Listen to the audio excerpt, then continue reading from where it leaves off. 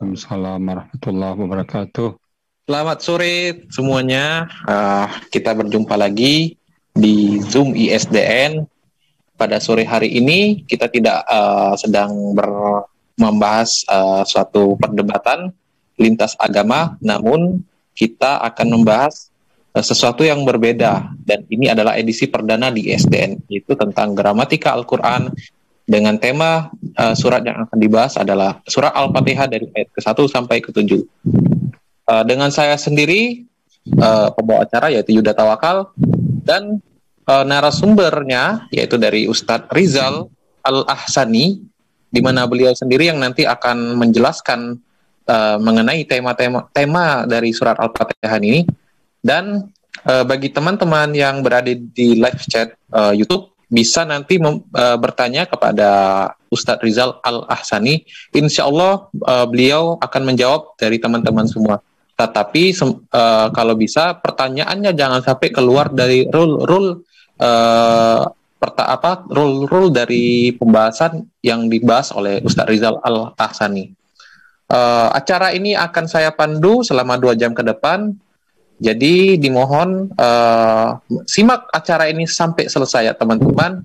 Oke, tanpa perlu berlama-lama lagi, karena kita langsung masuk ke acara, yaitu pembahasan dari Ustadz Rizal Al-Ahsani, surat Al-Fatihah ayat 1 sampai 7. Mari Ustadz Rizal dimulai untuk memulai acaranya.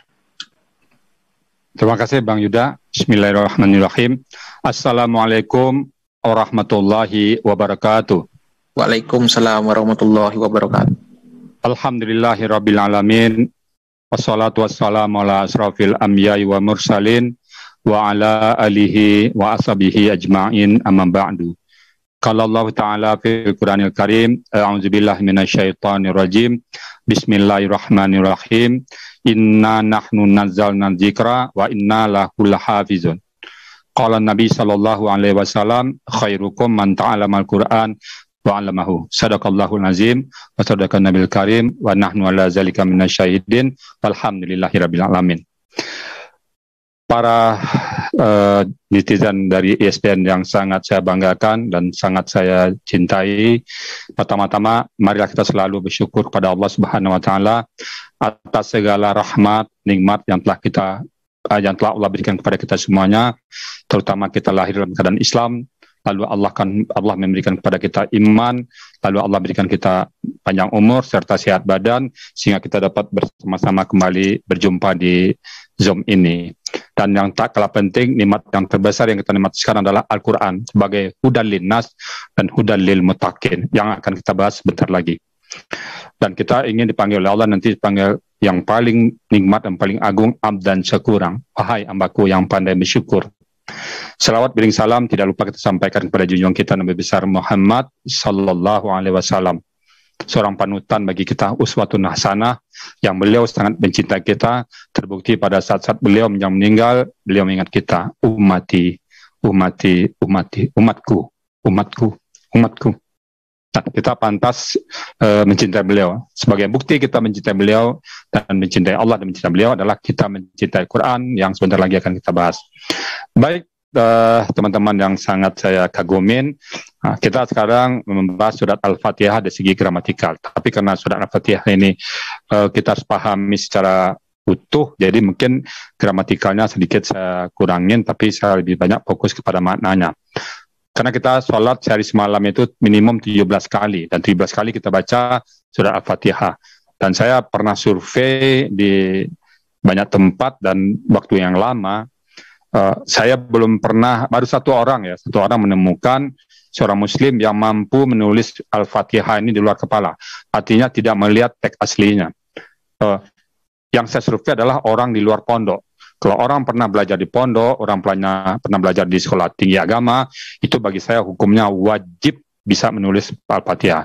Nah, yang saya survei adalah orang-orang di luar pondok, orang-orang umum seperti kita ini yang tidak pernah sempat oleh pondok, tidak pernah tersentuh pondok, dan saya coba meneliti ataupun mensurvei mereka, bisa nggak nulis Al-Fatihah tanpa melihat Al-Quran. Nah, alhamdulillah sangat sedikit yang bisa memahami menulis dengan teks asli. Bisa nulis, salahnya saat ada yang salah 3, salah 5.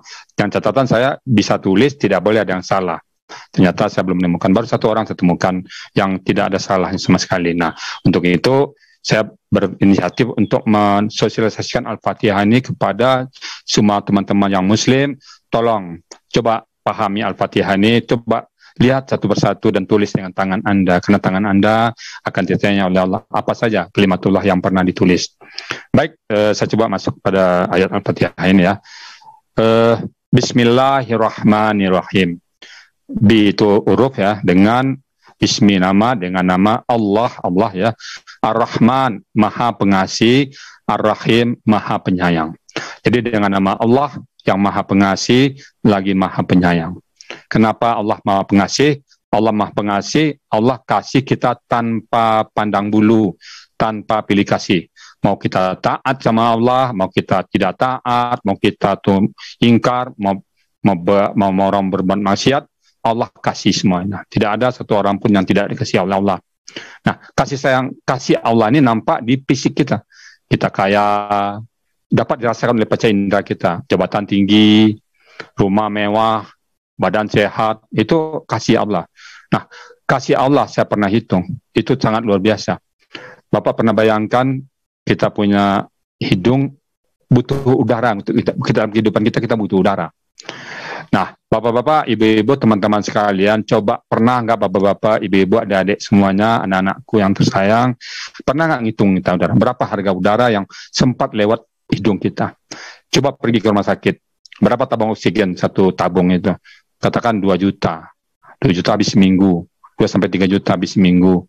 Kalau sebulan 4 tabung. 4 tabung katakan kali ternyata 10 juta aja. 10 juta sebulan. Setahun 120 juta. Kalau hidup sekitar 50 tahun berapa tuh? 5 miliar. Nah, jadi 10 juta kali 12 120 juta kali 50 tahun kayak saya ini 60 tahun 5 miliar. Butuh darah aja. Saya hitung-hitung penghasilan saya nggak sampai 5 miliar. Jadi kalau saya dari kecil kerja, punya untuk bisa bayar udara. Itu oksigen kita. Dan kita dapatkan oksigen yang luar biasa di udara. Pernah nggak Allah tanya, kamu tidak boleh hidup udara saya kalau kamu tidak sholat? Enggak. Nggak pernah Allah tagih. Tapi kalau di rumah sakit kita pada tabung oksigen ditagih oleh rumah sakit. Ya, itu baru udara. Bagaimana dengan air? Saya pernah di Jakarta dulu musim kemarau panjang, itu tahun 98 ya, kemarau panjang itu pernah dibuat hujan buatan. Hujan buatan itu saya tinggal di Romangun, itu antara Jalan Pemuda ke Halim Pernak Suma itu dibikin hujan buatan. Itu helikopter di atas semua raung-raung, banyak itu helikopternya, mungkin 10 lebih helikopter. Hujan gerimis cuma 5 menit, nggak sampai 5 menit, dan jalan belum basah semuanya, gerimis man, seperti Antarya Mangga hujan. Berapa biayanya? Itu puluhan miliar untuk membuat hujan seperti itu. Saya pernah hitung-hitung kalau hujan lebat setengah jam, saya hitungan kasar saya, maka kita harus bayar 800 juta dibandingkan awan itu kan ditembak pakai helium, oksigen, H2 ditembak. Nah, itu saya pernah hitung, kalau saya bandingkan dengan biaya tadi, kita ditagih oleh Allah 800 juta kalau hujan lebat setengah jam. Pernahkah Allah tagih udara? Pernahkah Allah tagih kepada kita itu air, hujan yang turun? Enggak. Apa bentuk tagihan Allah? Wa ma khalaqtu jinna wal insana illa liya'budun. Aku tidak ciptakan jin dan manusia hanya untuk menyembah kepada aku, kata Allah. Nah, jadi kita menyadari diri kita bahwa Allah Maha Pengasih. Bismillahirrahmanirrahim. Allah Maha Pengasih. Jadi semua orang dikasih oleh Allah. Mau itu orang muslim, mau tidak muslim, mau beriman, mau tidak beriman, Allah kasih. Allah tidak akan pernah pilih kasih. Semua kasih. Nah, lalu Allah juga Maha Rahim, Maha Penyayang. Nah, sayang inilah baru orang-orang pilihan. Ar-Rahim itu hanya orang-orang yang taat kepada Allah, orang-orang yang cinta kepada Allah, orang-orang yang patuh kepada Allah. Siapa dia? Ya kita ini. Ar-Rahim nampak di mana? Kalau tadi Ar-Rahman nampak di fisik, Ar-Rahim di kalbu. Hati kita tenang, bahagia hidup, pikiran jernih. Nah, itu Ar-Rahim. Banyak orang kaya tapi hidupnya gelisah. Dia dapat Ar-Rahman tapi nggak dapat Ar-Rahim. Ada juga orang tenang, Ar-Rahim, tapi tidak banyak harta, biasa-biasa saja. Nah, orang Islam dua-duanya. Kenapa kita Maha mengasihi kedua-duanya? Dia bersifat Ar-Rahman, dia bersifat Ar-Rahim. Jadi kita orang Islam Kita kaya dan bahagia. Kita cerdas dan bahagia, hidup tentram. Kita patuh sama Allah. Jadi Allah Maha Pengasih dan Maha Penyayang. Jadi kita sebagai Muslim adalah hidup tenang. Kenapa bisa Allah kasih sayang kepada kita? Karena kita mencintai Quran. Cintalah Quran itu. Kalau kita ingin curhat sama Allah, baca Quran lagi. Jadi Bismillahirrahmanirrahim, dengan nama Allah yang Maha Pengasih lagi Maha Penyayang. Ini saya masih ingat Profesor Jeffrey Lang itu pernah saya lihat videonya, begitu melihat buka Quran kaget dia. Loh, ini yang sebenarnya kitab nih. Kan akhirnya dia masuk Islam kan. Ini baru kitab. Pertama dibuka Bismillahirrahmanirrahim. Allah langsung memperkenalkan dirinya dengan Bismillahirrahmanirrahim. Dengan nama Allah yang Maha Pengasih dan Maha Penyayang. Sifat Allah banyak yang lain. Kenapa kok kasih duluan, sayang dulu? Jadi Allah memujuk kita, aku ini Maha Pengasih loh, aku ini Maha Penyayang, kata Allah. Ya masalah hukum Maha menghukum, Maha kuat, itu belakangan. Yang kasih sayang itu dulu. Jadi kita sebagai umat Islam ya tonjolkan kasih sayang dulu. Jadi kita banyak diberikan nikmat oleh Allah. Nah, setelah kita sadar bahwa Allah Maha Pengasih, Allah Maha Penyayang, kita diberikan mata, bisa melihat, bisa membedakan warna-warni, daun warnanya hijau, tanah warnanya coklat, air warnanya putih, jernih, betapa indahnya pandang itu. Kita bisa mendengar suara anak kita diberikan telinga oleh Allah, kita bisa membedakan suara istri kita, suara anak kita, suara tetangga. Bukankah itu satu keindahan? Kita bisa merasakan, bisa berkata-kata dengan lidah kita. Bapak-bapak coba kasih sayang Allah, kasih Allah. Lidah kita sama dengan lidah, maaf tanda petik, sama dengan lidah. Coba ayat korban, ambil lidah sapi. Coba bandingkan lidah kita sama. Kenapa kok lidah sapi cuma bilang mbe, ma? Kok lidah kita bisa mengatakan aku, kamu, dia, mentari pagi, begitu indahnya. Kita bisa membuat sebuah kata-kata. Tapi lidah orang lain enggak. Nah, itulah kasih sayang Allah kepada kita. Kita bisa memutarbalikkan lidah. Nah, itu dipertanggungjawabkan semua nanti. Nah, Allah Maha Pengasih, Maha Penyayang. Setelah kita sadar, kalau kita hitung-hitung nikmat Allah, nggak akan bisa kita hitung. Kalau kita hitung nikmat Allah, tidak akan sanggup kita ngitung. Nggak akan sanggup kita ngitung. Jadi, Allah hanya minta, la in syakartum, la zidannakum, wa la in kafartum, inna azabi lasyadid. Nah, setelah kita memahami bahwa Allah Maha Pengasih, Allah Maha Penyayang, wajar kata-kata ini keluar dari kita. Apa itu? Alhamdulillahirabbil alamin. Alhamdulillah, segala puji-pujian lillahi bagi Engkau ya Allah, Rabbil alamin, Tuhan sekalian alam. Nah, di sini juga Allah memperkenalkan diri Rabbul alamin, pemelihara alam ini. Tidak mengatakan Rabbul aras, tapi Rabbul alamin. Tidak mengatakan sesuatu yang keperkasaannya. Tapi Allah itu Maha memelihara. Jadi kita dipelihara oleh Allah. Wajar kita bersyukur pada Allah. Wajar kita itu menyadari bahwa nikmat Allah itu sangat besar pada kita. Alhamdulillah, segala puji bagi Allah Rabbi, Tuhan al-alamin, Tuhan sekalian alam, termasuk Tuhan kita. Nah, pada saat kita baca dalam surat salat ini Alhamdulillahirabbil alamin, Allah pun menjawab.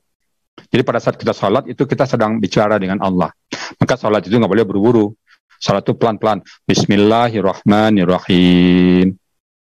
Alhamdulillahirabbil alamin. Berhenti.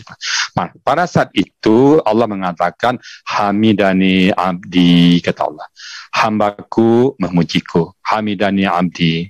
Memujiku hambaku. Nah, kita dipuji oleh Allah. Kenapa kita dipuji oleh Allah di depan para malaikat? Karena dulu pada saat kita Allah berkata kepada para malaikat di ayat surah Al-Baqarah, wa iz qala rabbuka lil malaikati inni ja'ilun fil ardi khalifah. Wahai malaikatku, aku akan menjadikan manusia di muka bumi sebagai khalifah. Apa kata malaikat? Qalu ataj'alu fiha may yufsidu wa yusfiku dima? Apakah engkau akan menjadikan manusia yang melakukan kerusakan dan menumpahkan darah? Nah, malaikat underestimate terhadap kita. Ternyata kita salat. Lihat Bang Aman salat. Wahai para malaikat, lihat tuh sama aku salat. Dia memujiku, kata Allah. Kamu katakan dulu dia akan menumpahkan darah. Ternyata dia salat. Hamidani abdi, kata Allah. Hambaku memujiku. Siapa sih yang enggak bangga disebut-sebut di dalam majelisnya Allah antara para malaikat? Jadi orang salat itu mihrab. Dia berkata-kata dengan Allah. Hamidani abdi, kata Allah. Allah jawab langsung. Nah, jadi pada saat kita ucapan Alhamdulillahirabbil alamin dalam salat, Allah menjawab hamidani abdi. Nah, kemudian kita baca lagi berikutnya Ar-Rahmanir Rahim. Nah, terulang 2 kali. Hanya 1 ayat bedanya Allah katakan hamidani abdi. Allah katakan ar-Rahmanir Rahim. Yang Maha Pengasih lagi Maha Penyayang. Sebentar ini agak gelap, saya tambah hidup lampu dulu ya sebentar. Ar-Rahmanir Rahim. Yang Maha Pengasih lagi Maha Penyayang. Jadi kalau diulang-ulang 2 kali dalam waktu dekat, dalam waktu cuma beda 1 ayat, itu berarti itu penting berita itu. Itu yang menonjol seperti Allah. 7 ayat, 2 ayat bicara Ar-Rahmanir Rahim. Yang Maha Pengasih lagi Maha Penyayang. Saya terus terang kalau melihat ayat Al-Fatihah ini merenung saya. Untung Tuhan saya Allah. Coba Tuhan saya entah itu siapa. Apakah dia masih pengasih, Maha Penyayang? Allah lebih dominan Maha Kasih dan sayangnya. Nah, kita sebagai umat Islam juga tonjolkan rasa kasih sayang kita. Karena kalau barang siapa yang ingin kata Allah, barang siapa yang ingin disayang Allah, tiru sifat-sifat Allah ini. Dalam kadar kita sebagai manusia. Ar-Rahmanir Rahim. Nah, pada saat kita mengucapkan yang Maha Pengasih lagi Maha Penyayang, Allah pun balas. Asna alayya abdi. Hambaku memujiku. Terjadi dialog antara kita sama Allah. Apa nggak bangga kita, Pak? Saya kalau diajak bicara oleh gubernur aja bangga minta ampun. Gubernur sedang rapat kerja dengan para kepala dinas, lalu kita hadir di situ dan kita diajak dialog oleh gubernur, bangga sekali Pak. Gubernur yang ngajak bicara, apalagi presiden saat katakan upacara kenegaraan, acara negara, kita diajak diundang dan diajak bicara di tengah-tengah rapat formal. Ini di tengah-tengah para malaikat kita dibanggakan Allah. Asna alayya abdi. Hambaku memujiku, kata Allah. Dulu malaikat mengatakan kita akan melakukan kerusakan, ternyata kita mengatakan Ar-Rahmanir Rahim. Hambaku memujiku, kata Allah. Nah, siapa yang enggak bangga diajak bicara sama Allah seperti ini? Lalu kita baca lagi Maliki Yaumiddin. Maliki Yaumiddin, pemilik hari pembalasan. Jadi kita sebagai atau raja hari pembalasan, raja hari kiamat. Pada saat hari kiamat, hari pembalasan, tidak ada lagi berlaku apapun ketentuan. Tidak ada berlaku undang-undang dunia lagi, tidak ada berlaku lagi yang lain. Tidak ada. SOP yang ada hilang sirna semuanya. Yang berlaku apa? Ketentuan yang ada dalam Quran dan ketentuan yang ada dalam hadis Rasulullah Sallallahu Alaihi Wasallam. Pada saat hari itu, semua orang diukur dengan Al-Quran dan hadis. Semua orang perbuatan diukur dengan ketentuan Al-Quran. Kalau ketentuan dunia, kita bisa jadi selamat semuanya nih. Saya misalnya melakukan ini, kalau sepanjang sesuai dengan undang-undang, sah. Saya misalnya katakan riba dihalalkan di mata Allah, itu nggak berlaku lagi. Nanti berlaku hukum Allah. Misal ya. Jadi pada saat Maliki Yaumiddin, pada saat hari pembalasan yang berlaku hanya ketentuan Allah. Nah, pada saat kita baca Maliki Yaumiddin, Allah mengatakan menjawab, Majadani abdi, hambaku memuliakan aku, kata Allah. Kita sadar sesadar-sadarnya bahwa akan ada hari pengisapan nanti. Nah, untuk ini kita siap-siap. Kita akan ditanya nanti. Sekecil apapun perbuatan kita ditanya oleh Allah. Pada saat hari itu. Karena Allah yang memiliki hari itu nanti. Apapun perbuatan kita, sekecil apapun, Allah lihatkan nanti pada kita. Dan kita antri panjang. Bapak-bapak pernah bayangkan kalau dia berobat di dokter, dokternya sangat laris, pasiennya kadang-kadang satu hari itu sekitar 5 orang, bapak dapat nomor 24. Mas mendaftar jam 6, nanti berobat jam 12 malam, kesannya menunggu minta ampun. Nah, saat hari hisab nanti dari Yaumiddin itu kita dihisab. Dan satu orang dihisab sampai 500 tahun, sampai 1000 tahun. Dan nunggunya panjang sekali. Nah, tentu kita berharap kita dihisab oleh Allah tanpa hisab, di bawah naungan arasnya Allah. Nah, salah satu bentuk kita bagaimana supaya dapat naungan arasnya Allah, ya kita belajar Quran ini, kita memahami Quran ini, kita cintai Quran ini. Barang siapa yang mencintai Allah dan Rasul, cintai Quran ini. Saya hanya mengajak pada bapak-bapak, semuanya teman-teman saya, anak-anak saya, cucu-cucu saya di sini, saya sudah tua umur saya, ayo cintai Quran. Semakin muda usia kita mencintai Quran, semakin bagus. Saya nyesal terlambat saya mencintai Quran. Terlambat saya, terus terang terlambat. Saya hanya mengatakan pada teman-teman saya, anak-anak saya, ayo sedini mungkin pahami Quran. Maliki Yaumiddin. Allah katakan, hai malaikat, majadani abdi, hambaku menyanjungku, kata Allah. Nah, kita dibanggakan oleh Allah kepada para malaikat. Nah, puncaknya apa? Iyyaka na'budu wa iyyaka nasta'in. Hanya dan hanya kepada engkau na'budu, kami menyembah. Wa iya, dan kepada engkau nasta'in, kami minta tolong. Nah, di sini kata Allah, ini iyyaka na'budu wa iyyaka nasta'in, ini satu bentuk kata yang menyimpang dari gramatikal biasa. Mestinya kan na'buduka, kami menyembah engkau, na'buduka wa nasta'inka, wa nasta'inuka, hanya kami menyembah kepada engkau dan kami minta tolong kepada engkau. Tapi tidak ditaruh ke depan iyakanya. Artinya Allah, akanya itu lebih penting daripada na'budunya. Artinya Allah lebih utama. Iyaka, hanya kepada engkau. Jadi Allahnya dulu yang kita tonjolkan. Hanya kepada engkau ya Allah na'budu, kami menyembah. Kami tidak akan menyembah yang lain dari Allah. Hanya engkau yang kami sembah ya Allah.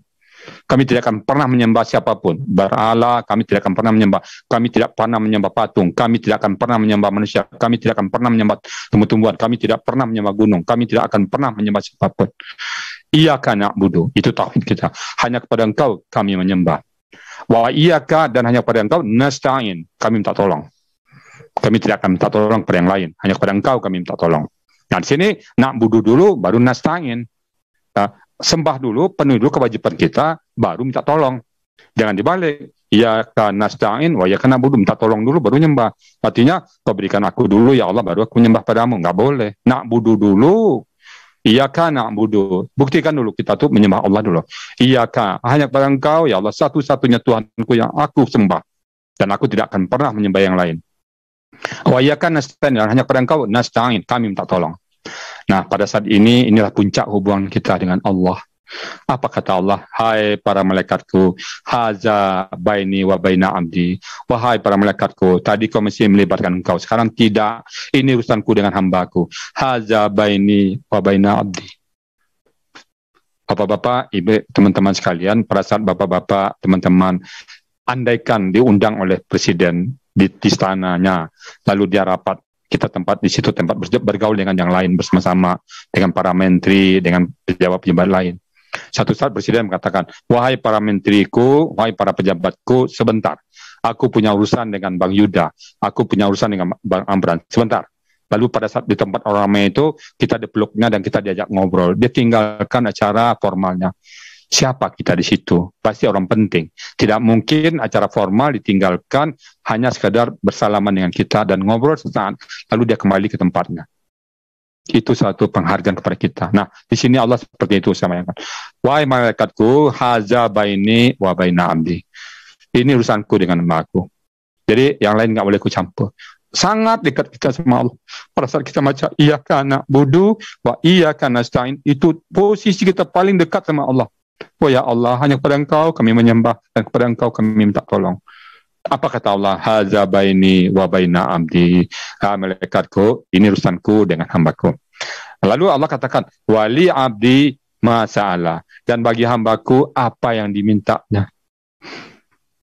Allah buka pintu besar selebar-lebarnya, mintalah. Ya, wahai hambaku, minta padaku apa yang kau perlukan, wahai hambaku, aku penuhi, kata Allah.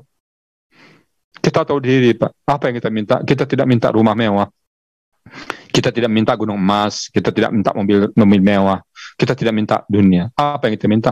Ya Allah, ihdina siratal mustaqim.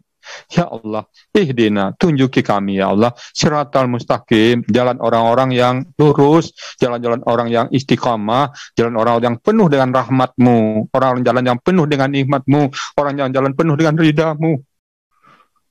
Buat apa kita minta harta, tetapi Allah tidak rida? Buat apa kita kaya? Buat apa kita punya kekuasaan? Buat apa? Semuanya kalau Allah tidak rida. Bagi kita yang penting rida Allah dulu, masalah lain-lain belakangan. Kita boleh kaya, tapi Allah rida. Daripada miskin, Allah nggak rida. Bagus kaya, tapi rida Allah. Iyyaka na'budu wa iyyaka nasta'in. Wali abdi masalah. Dan wali abdi masalah. Nah, kemudian apa kita minta? Ihdinas siratal mustaqim. Ya Allah, aku hanya minta tunjuk jalan yang lurus pada Engkau ya Allah. Nah, apa kata Allah? Allah jawab lagi, haza li abdi. Haza li abdi wali abdi ma sa'ala. Ini bagi hambaku, dan apapun bagi hambaku, apapun yang dimintanya. Jadi apa yang diminta oleh hambaku aku berikan, kata Allah. Nah, kita minta apa tadi? Jalan yang lurus, jalan orang istiqamah. Jadi yang paling mahal itu adalah hidayah. Bapak-bapak, ibu-ibu, kalau diberikan kesempatan oleh Allah berdoa dan Allah kabulkan, minta ini, ya Allah, ridai aku ya Allah, ridai kami ya Allah. Kalau Allah sudah rida, semuanya lancar. Jangan minta harta, jangan minta yang lain-lain, minta ridha Allah dulu. Kalau Allah sudah rida, maka semua masalah jadi selesai. Ihdinas siratal mustaqim, tunjuklah kami jalan lurus. Nah, seperti apa? Siratal ladzina an'amta 'alaihim. Sirata, jalan alladzina, orang-orang yang an'amta, engkau berikan nikmat. Engkau telah berikan nikmat kepada mereka. Siapa mereka ini? Para rasul, para nabi, orang-orang saleh, para sahabat, seperti itu yang kita minta. Nah, kita buktikan dengan apa? Dengan pergaulan kita sehari-hari. Kita sudah minta siratal ladzina an'amta 'alaihim, tapi pergaulan kita malah yang enggak. Kita bergaul dengan para ulama, kita cintai mereka, kita cintai orang-orang yang punya ilmu agama, kita hormati mereka, supaya kita dapat ketularan ilmunya dia. Jadi kita sudah minta kepada Allah, an'amta 'alaihim, jalan orang memberikan nikmat kepada mereka. Siratal ladzina an'amta 'alaihim. Siapa mereka itu? Ya tadi itu. Orang yang betul-betul mencintai Allah, betul-betul mencintai Rasulullah, paham dengan agama, para ulama. Nah, kita berteman dengan mereka semuanya. Kenapa? Kita sudah berdoa, siratal ladzina an'amta 'alaihim. Biar kita dapat contoh bagaimana perilaku mereka ini. Bagaimana mereka makan, bagaimana mereka bergaul, bagaimana mereka bertetangga, bagaimana mereka berkeluarga. Kita contoh mereka semua. Karena orang itu diberikan nikmat oleh Allah. Jadi kita berdoa, siratal ladzina an'amta 'alaihim. Nah, jadi jalan orang yang lurus, orang yang istiqomah, yang kau berikan nikmat. Kalau nikmat Allah, hidup tenang semuanya. Nah, kemudian ghairil maghdubi 'alaihim, jangan jalan orang yang kau murkai. Maghdubi, siapa nih orang yang dimurkai oleh Allah? Orang yang punya ilmu tapi tidak beramal, ilmunya banyak tapi nggak beramal. Orang-orang yang dimurkai oleh Allah, kelakuannya itu fasik. Orangnya apa istilahnya itu? Tidak sesuai dengan ketentuan Allah. Nah, kemudian waladhalin, dan jangan jadi orang sesat. Sesat ini amalnya banyak, nggak punya ilmu. Apa aja dia ngarang-ngarang aja semuanya. Ngarang-ngarang cerita, ngarang-ngarang ini tidak ada ilmunya, dikarangnya aja semuanya. Waladhalin, sesat jadinya. Nah, jadi bapak-bapak ada juga yang mengatakan maghdubi, orang-orang yang Yahudi, waladhalin juga orang Nasrani. Ada juga tafsir mengatakan seperti itu. Jadi bagi kita terhindar dari itu. Kita tetap di jalan Allah, di jalan orang-orang yang istiqomah, di jalan-jalan orang yang Allah berikan nikmat kepada mereka. Siapa mereka? Para rasul, para nabi, ulama-ulama kita, para sahabat, dan orang-orang yang dicintai oleh Allah. Nah, kita ke sana. Nah, pada saat kita baca itu, Allah juga menjawab, haza li'abdi wa li'abdi masalah. Dan bagi hambaku ini, apapun yang dimintanya aku penuhi, kata Allah. Siapa yang tidak bangga minta sama Allah? Jadi pada saat kita sholat, membaca Al-Fatihah seperti ini, kalau kita pahami mulai dari Bismillahirrahmanirrahim sampai waladhalin, insya Allah sholat kita bisa kusuk dan kita bisa betul-betul mengaplikasikan dalam kehidupan sehari-hari kita. Jadi betul-betul sholat itu inna sholat tanha anil fahsya'i wal munkar. Sesungguhnya sholat itu betul-betul tanha, itu artinya menolkan. Kalau saya menterimakan bukan mencegah, menolkan perbuatan keji dan munkar. Karena di situ tuh tanha, akar katanya nehi. Nehi itu kan nol, nehi patehe, nol. Jadi nehi itu bahasa Al-Quran itu. Tanha, menolkan perbuatan keji dan munkar. Bukan hanya sekadar mencegah. Kalau mencegah dia masih ada, tapi kalau nehi, nol. Keinginan untuk dengki udah nggak ada, keinginan untuk berbuat maksiat tidak ada. Bukan dicegah loh ya. Kalau cegah kan ada misalnya cewek lewat, nah kita cegah dulu untuk berbuat zina, nggak enak karena kelihatan orang. Tapi pada saat orang nggak lihat kita embat, nggak. Itu mencegah. Tapi kalau menolkan, tidak ada niat lagi ke sana. Tidak ada niat lagi berjudi, tidak ada niat lagi untuk minum khamar, tidak ada niat lagi untuk bermaksiat, tidak ada lagi niat lagi membuang waktu, tidak ada, betul-betul nol. Itulah salat kita yang sudah berfungsi bagi kita, sehingga salat kita betul-betul kita mendirikan salat, bukan mengerjakan salat semata. Demikian teman-teman sekalian tentang makna Al-Fatihah. Sebenarnya kalau disambung lagi sangat panjang surah Al-Fatihah ini, apalagi tentang sifat-sifat Allah.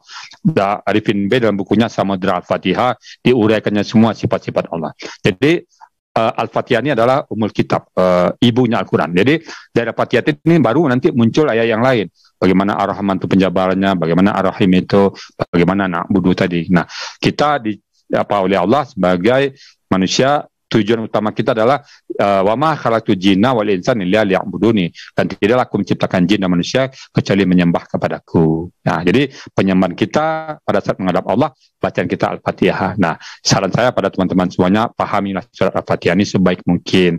Mulai dari baca takbiratul ihram sampai assalamualaikum, kita pahami. Nah, bagian ini adalah Fatihahnya.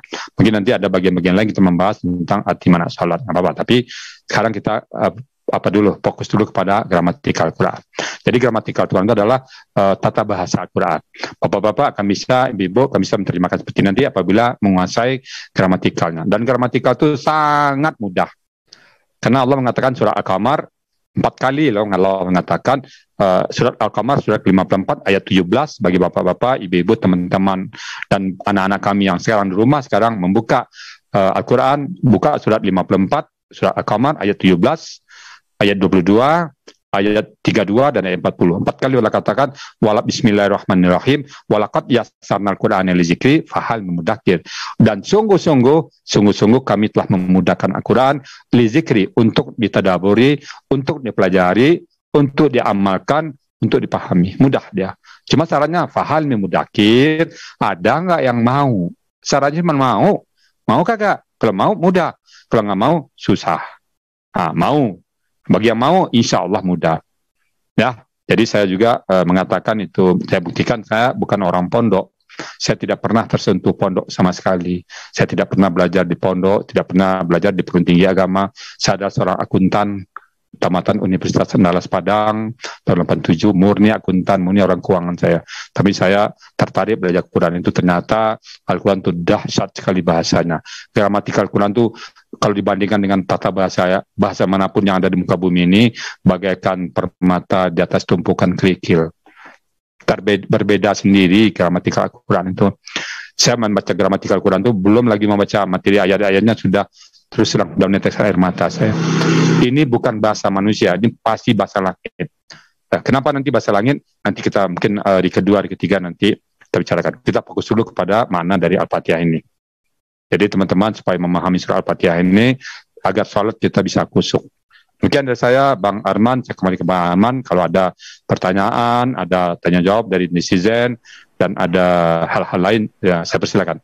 Saya kembalikan kepada Bang Arman. Waalaikumsalam warahmatullahi wabarakatuh.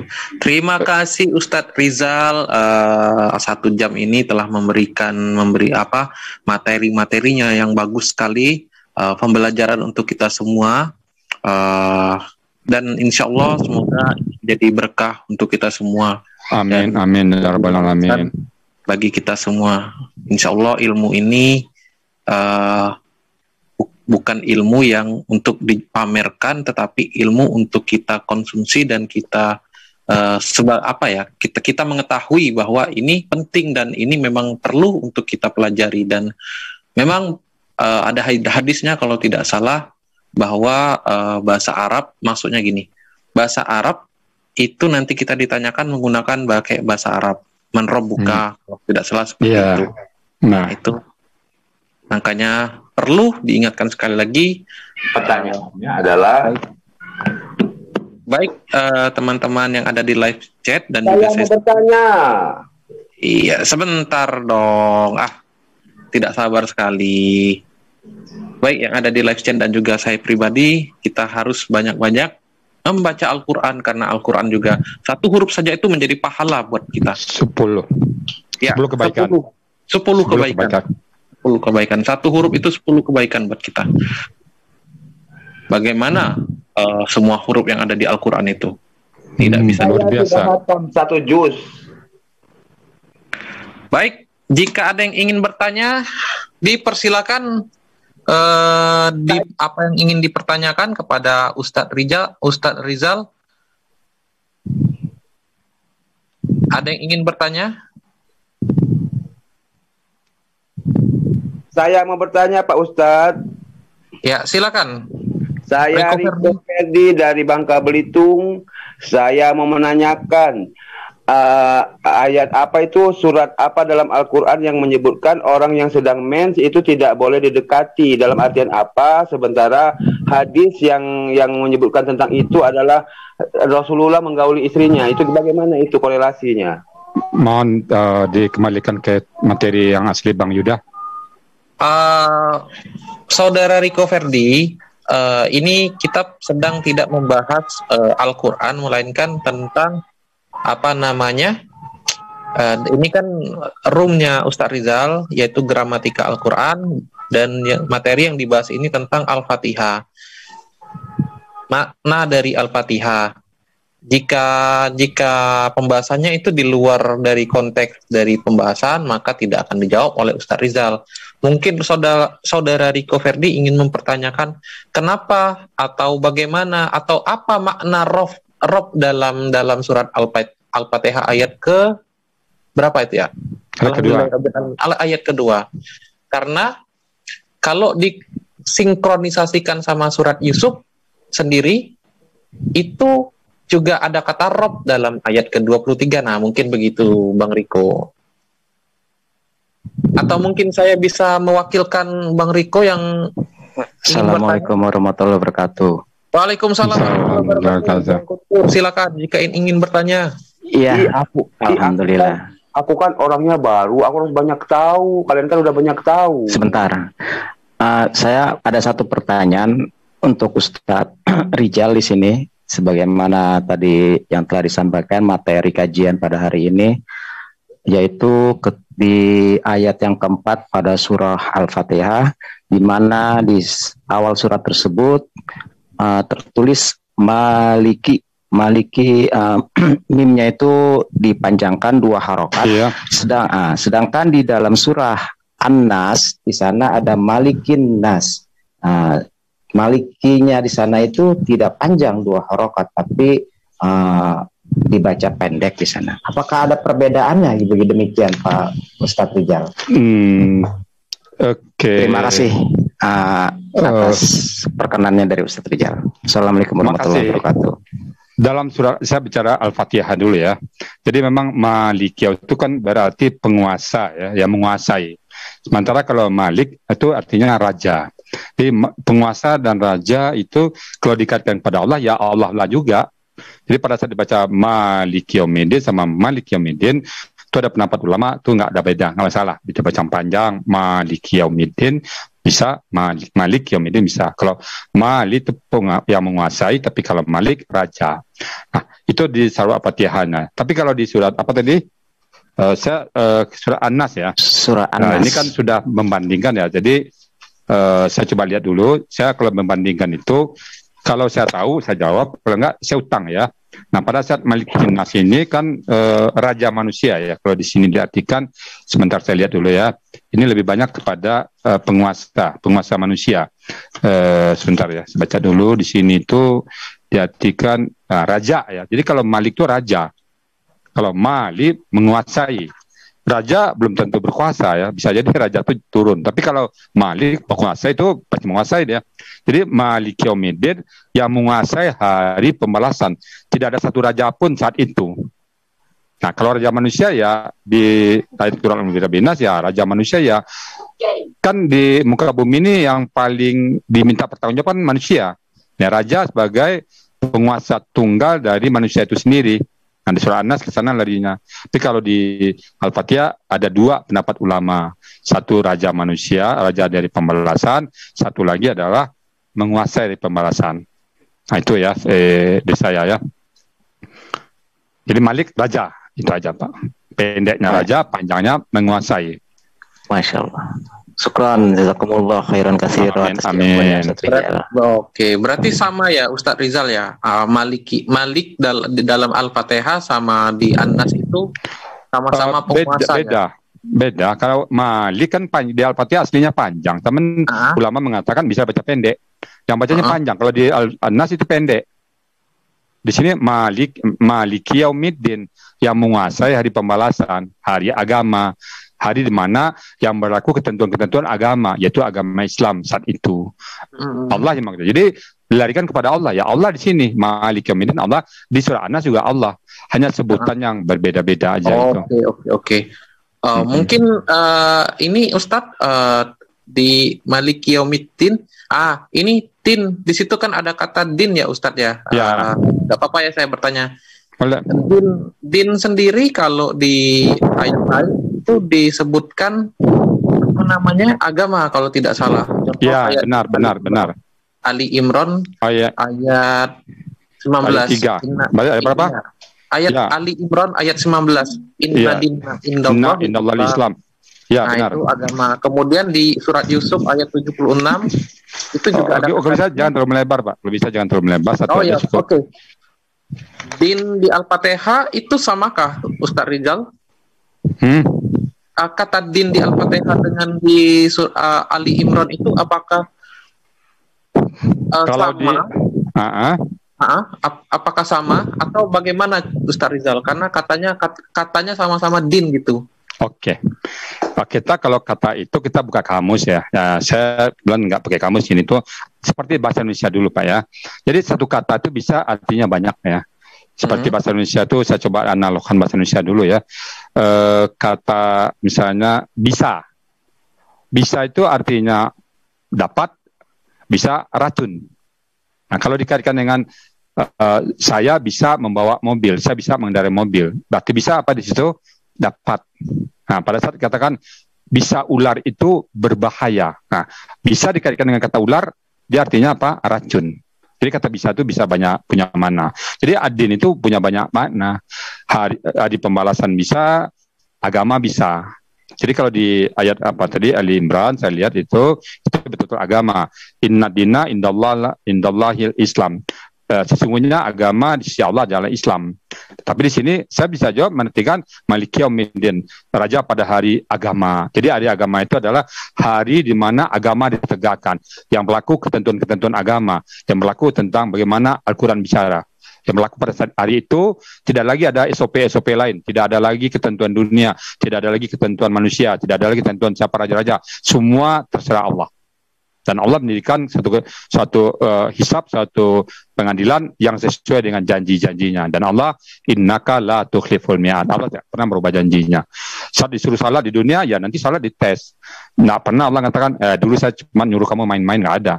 Seperti Al-Quran bilang, apa kata Quran? Itu yang ditegakkan oleh Allah pada saat Yaumiddin tadi. Nah, jadi itu yang dimanai dengan Yaumiddin. Hari di mana berlakunya semua ketentuan-ketentuan Allah. Apa yang Allah turunkan mulai dari Bismillahirrahmanirrahim sampai Qul a'udzu birabbil nas, ditanya satu persatu kita nanti. Saya ditanya nanti, coba kau terangkan apa itu Bismillah, saya terangkan apa itu Alhamdulillah, sampai Qul a'udzu birabbil nas. Kalau sisa bisa saya menerangkan satu persatu Al-Quran ini, maka setiap satu ayat saya terangkan, naik tingkat satu derajat, naik satu tingkat. Kalau saya bisa menerangkan Al-Quran semuanya, maka saya bertetangga dengan Rasulullah Sallallahu Alaihi Wasallam.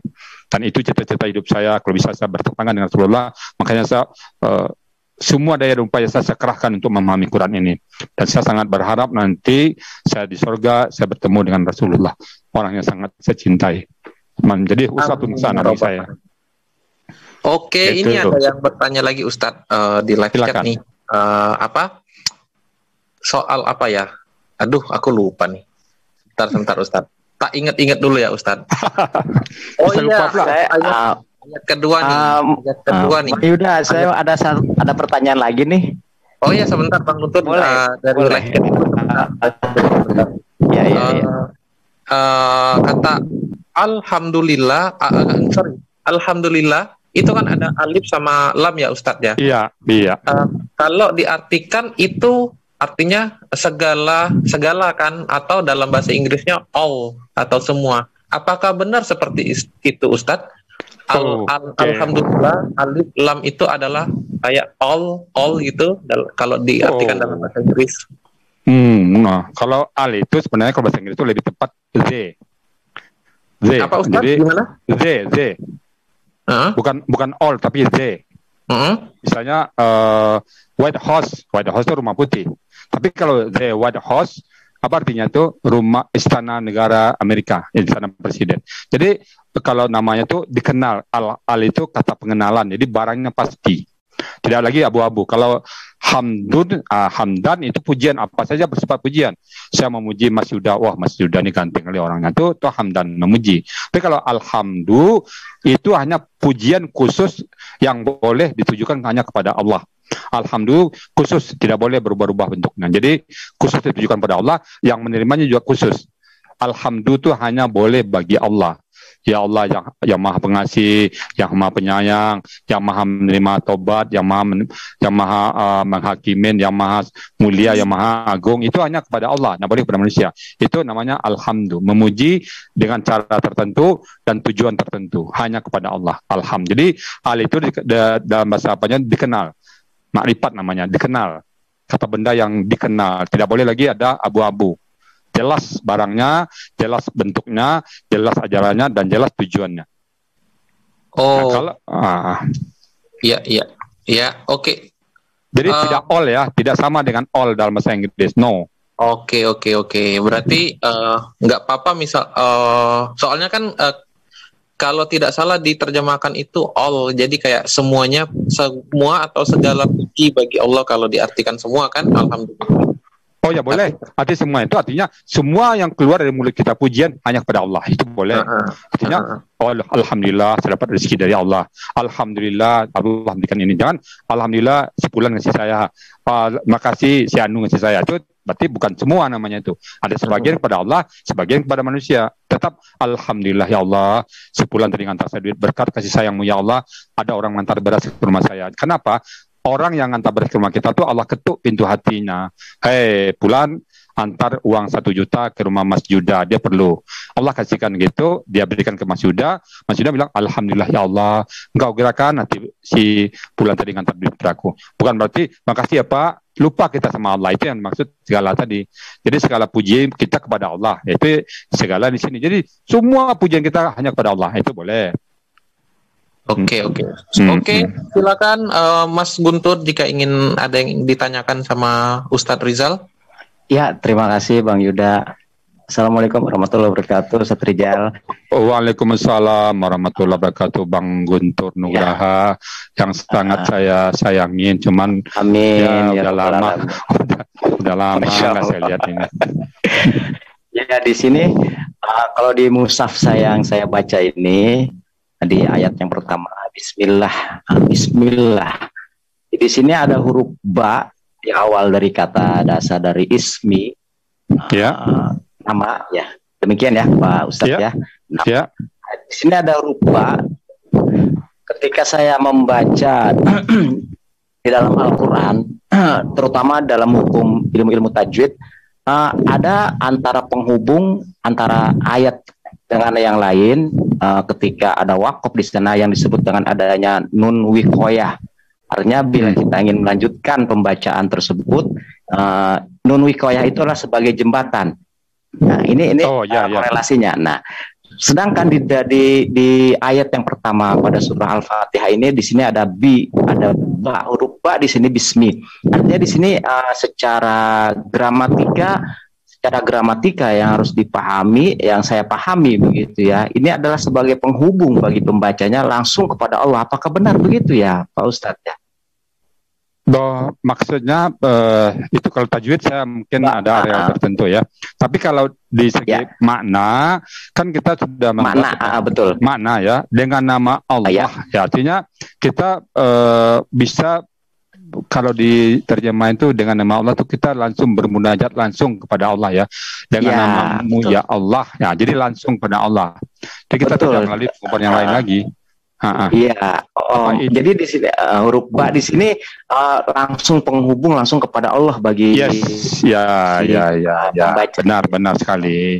Nah di sinilah letaknya siapa itu si Profesor Jeffrey Lang itu terkagum-kagum dengan bahasa ini. Dia hanya bahasa terjemahan sudah terkagum-kagum, apalagi bahasa teks aslinya ya. Dia terjemahkan dulu bahasa Inggris ya, dibacanya kaget ya. Oh, ini baru Al-Quran, ini baru kitab suci dari Allah. Tidak ada babi begitu baca plak dengan nama Allah. Mana ada kitab suci yang seperti ini? Ujuk-ujuk kita buka, jadi kitab Al-Quran itu dibuka dari tengah, dibuka dari depan, dibuka dari belakang juga itu. Banyak mualaf kan, baca dari depan, baca dari belakang. Ibu Irini Andono itu kan kena baca dari belakang karena dia nggak paham. Baca Qul Huwallahu. Oh ini yang benar katanya. Dibaca dari depan juga itu. Oh ini yang benar. Baca di tengah juga. Oh pantas ini.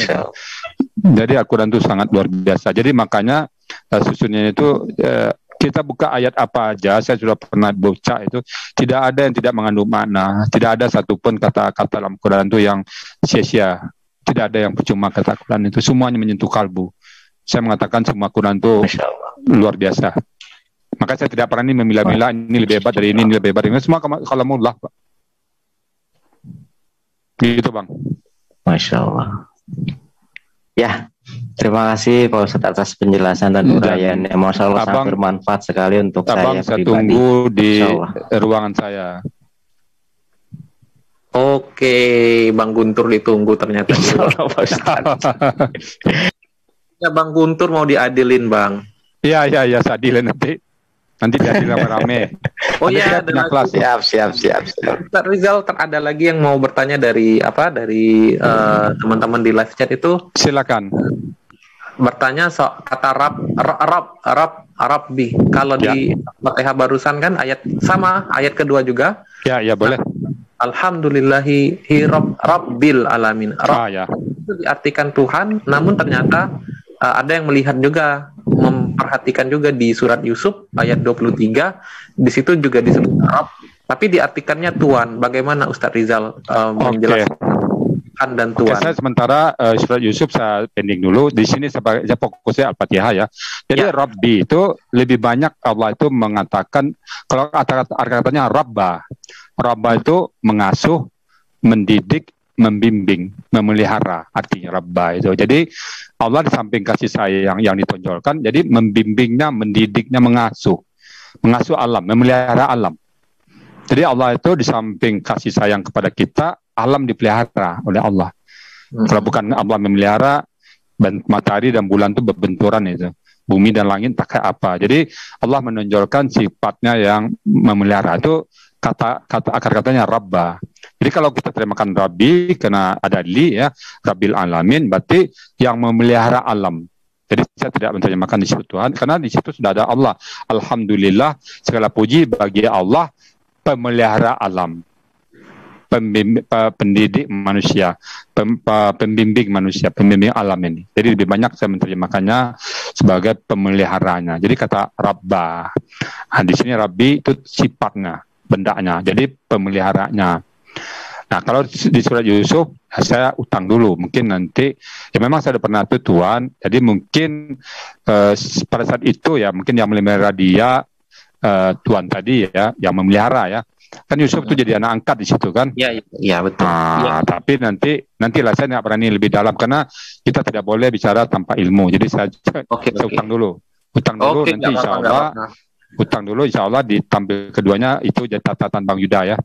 Oke, baik. Untuk yang teman-teman yang bertanya, itu Ustadz Rizal hutang ya sama yang teman-teman ya. Oke, next selanjutnya teman-teman di live chat juga ada yang bertanya, katanya ayat ke-7, Goiril Maghdu bi alaihim waladhdallin. Nah, itu ditujukan kepada siapa Ustadz, teman-teman di live chat? Itu Oke, kalau ini itu tafsir ya. Kalau tafsir, saya tidak berani berpendapat pribadi, saya harus baca tafsirnya. Ya, karena tafsir, saya baca tafsir dari Ibnu Katsir, saya pegang Ibnu Katsir. Sebentar ya Bang ya. Di sini ada kata Ibnu Katsir. Sebentar, sekali lagi saya tidak akan berani menjawab pendapat pribadi, karena nanti pribadi lulu aja yang bisa kata orang kan. Jadi di sini penggalan jalannya orang-orang yang telah engkau anugerah nikmat kepada mereka, menafsirkan jalan yang lurus orang-orang yang telah dianugerahkan nikmat oleh Allah dalam mereka yang ditunturkan dalam surat An-Nisa. Oke. Bukan jalan orang yang dimurkai dan bukan pula jalan orang yang sesat, yakni bukan jalan orang yang dimurkai, mereka adalah orang yang rusak kehendaknya, mereka mengetahui kebenaran namun berpindah darinya, dan bukan jalan orang yang sesat, yaitu mereka yang tidak memiliki pengetahuan dan mengandungi kesesatan, mereka tidak mendapat petunjuk pada kebenaran. Hal itu dikeluarkan dengan la guna menunjukkan bahwa di sana ada dua jalan yang rusak, yaitu kaum Yahudi dan kaum Nasrani. Sekali lagi, kaum Yahudi adalah Maghdubi dan kaum Nasrani adalah orang yang sesat. Di sini saya pakai Ibnu Katsir, kitab kemudahan dari Allah, ringkasan tafsir Ibnu Katsir, jadi 1 halaman 65. Jadi saya tidak mengatakan kata saya, jadi di sini kata dari Ibnu Katsir sendiri ya. Jadi orang yang Maghdubi adalah orang-orang Yahudi, sementara Ad-Dallin adalah orang-orang Nasrani. Gitu Bang, jawaban saya. Oke, itu untuk teman-teman yang bertanya tentang ayat ke-7. Ya Bang Yuda, mohon izin. Ini tadi saya lihat di live chat ada satu pertanyaan dari Pak Yai Haidar. Oh, apa tuh? Iya. Jadi beliau menanyakan surat yang pertama yang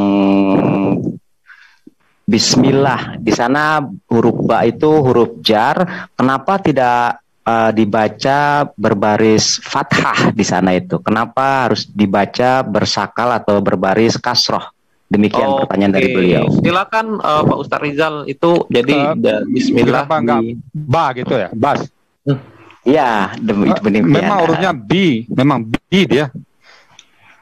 Memang B Bang, bukan ba dia. Kalau ba nanti lain lagi artinya. B itu memang hurufnya B, tidak ba. Ya. Sama dengan saya tanya Bang Guntur, kenapa saya panggil Bang Guntur, kenapa nggak Bang Gantar? Boleh begitu? Ya nggak boleh. Gitu lah. Makanya itu juga B itu nggak boleh dibaca ba, ya B. Ya karena ada sebutan basmalah. Basmalah itu namanya, basmalah beda, itu sebutannya. Sebut nama Bismillah itu basmalah. Singkatan ya, kayak tasbih. Kayak tasbih, subhanallah, itu namanya. Itu. Takbir, Allahu Akbar, basmalah, bismillah, kayak gitu. Iya. Gitu. Okay. Ya, itu dia untuk Pak Haidar yang mempertanyakan di live chat. Mungkin ada yang ingin bertanya lagi, kayak Bang Guntur. Kayaknya Bang Guntur ini haus akan pertanyaan ya. Minum air putih dulu Bang, jika haus Bang. Saya bertanya ke Bang Guntur, boleh nggak ya? Kenapa namanya Guntur gitu loh? Nah, kenapa namanya Guntur Bang? Silakan dijawab Bang. Kalau aku ditanya Ustaz Rizal, insya Allah aku bisa menjelaskan namaku. Oke, itu yakin? Yakin Bang? Bisa Allah bisa. Kenapa nama Bang Binti Yamin? Oh bukan, itu bukan namaku. Nama siapa tuh? Nama asliku Mahatma Putra Yuda Tawakal. Kenapa di nama pokoknya nama akunnya Binti Yamin?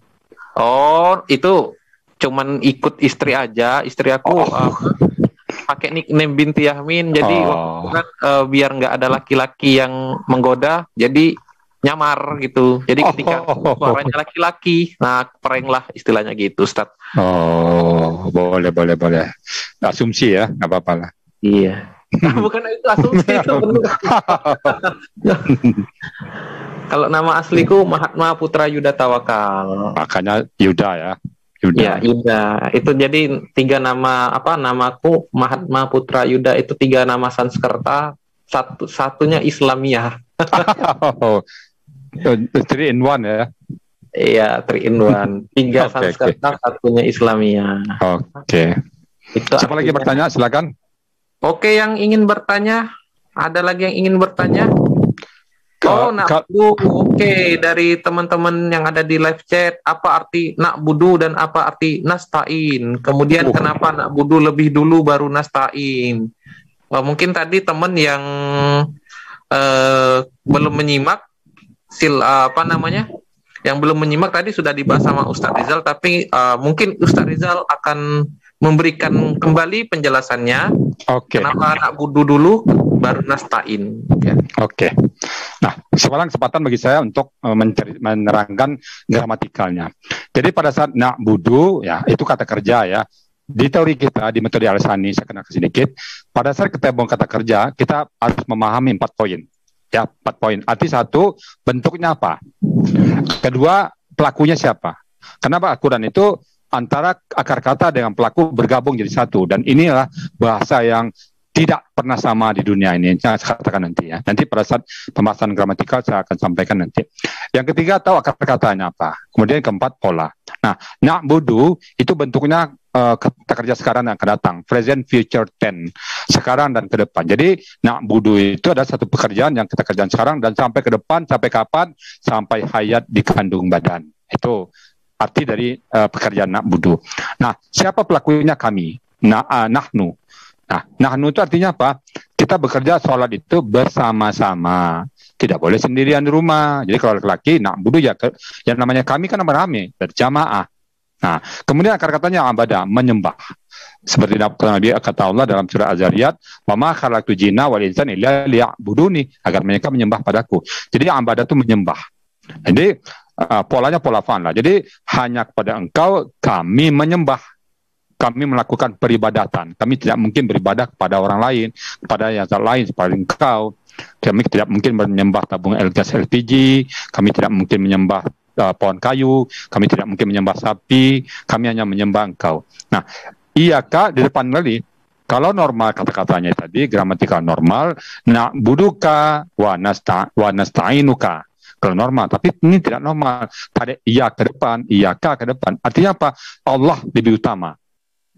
Jadi kita tempatkan Allah di depan dulu, baru kita sembah.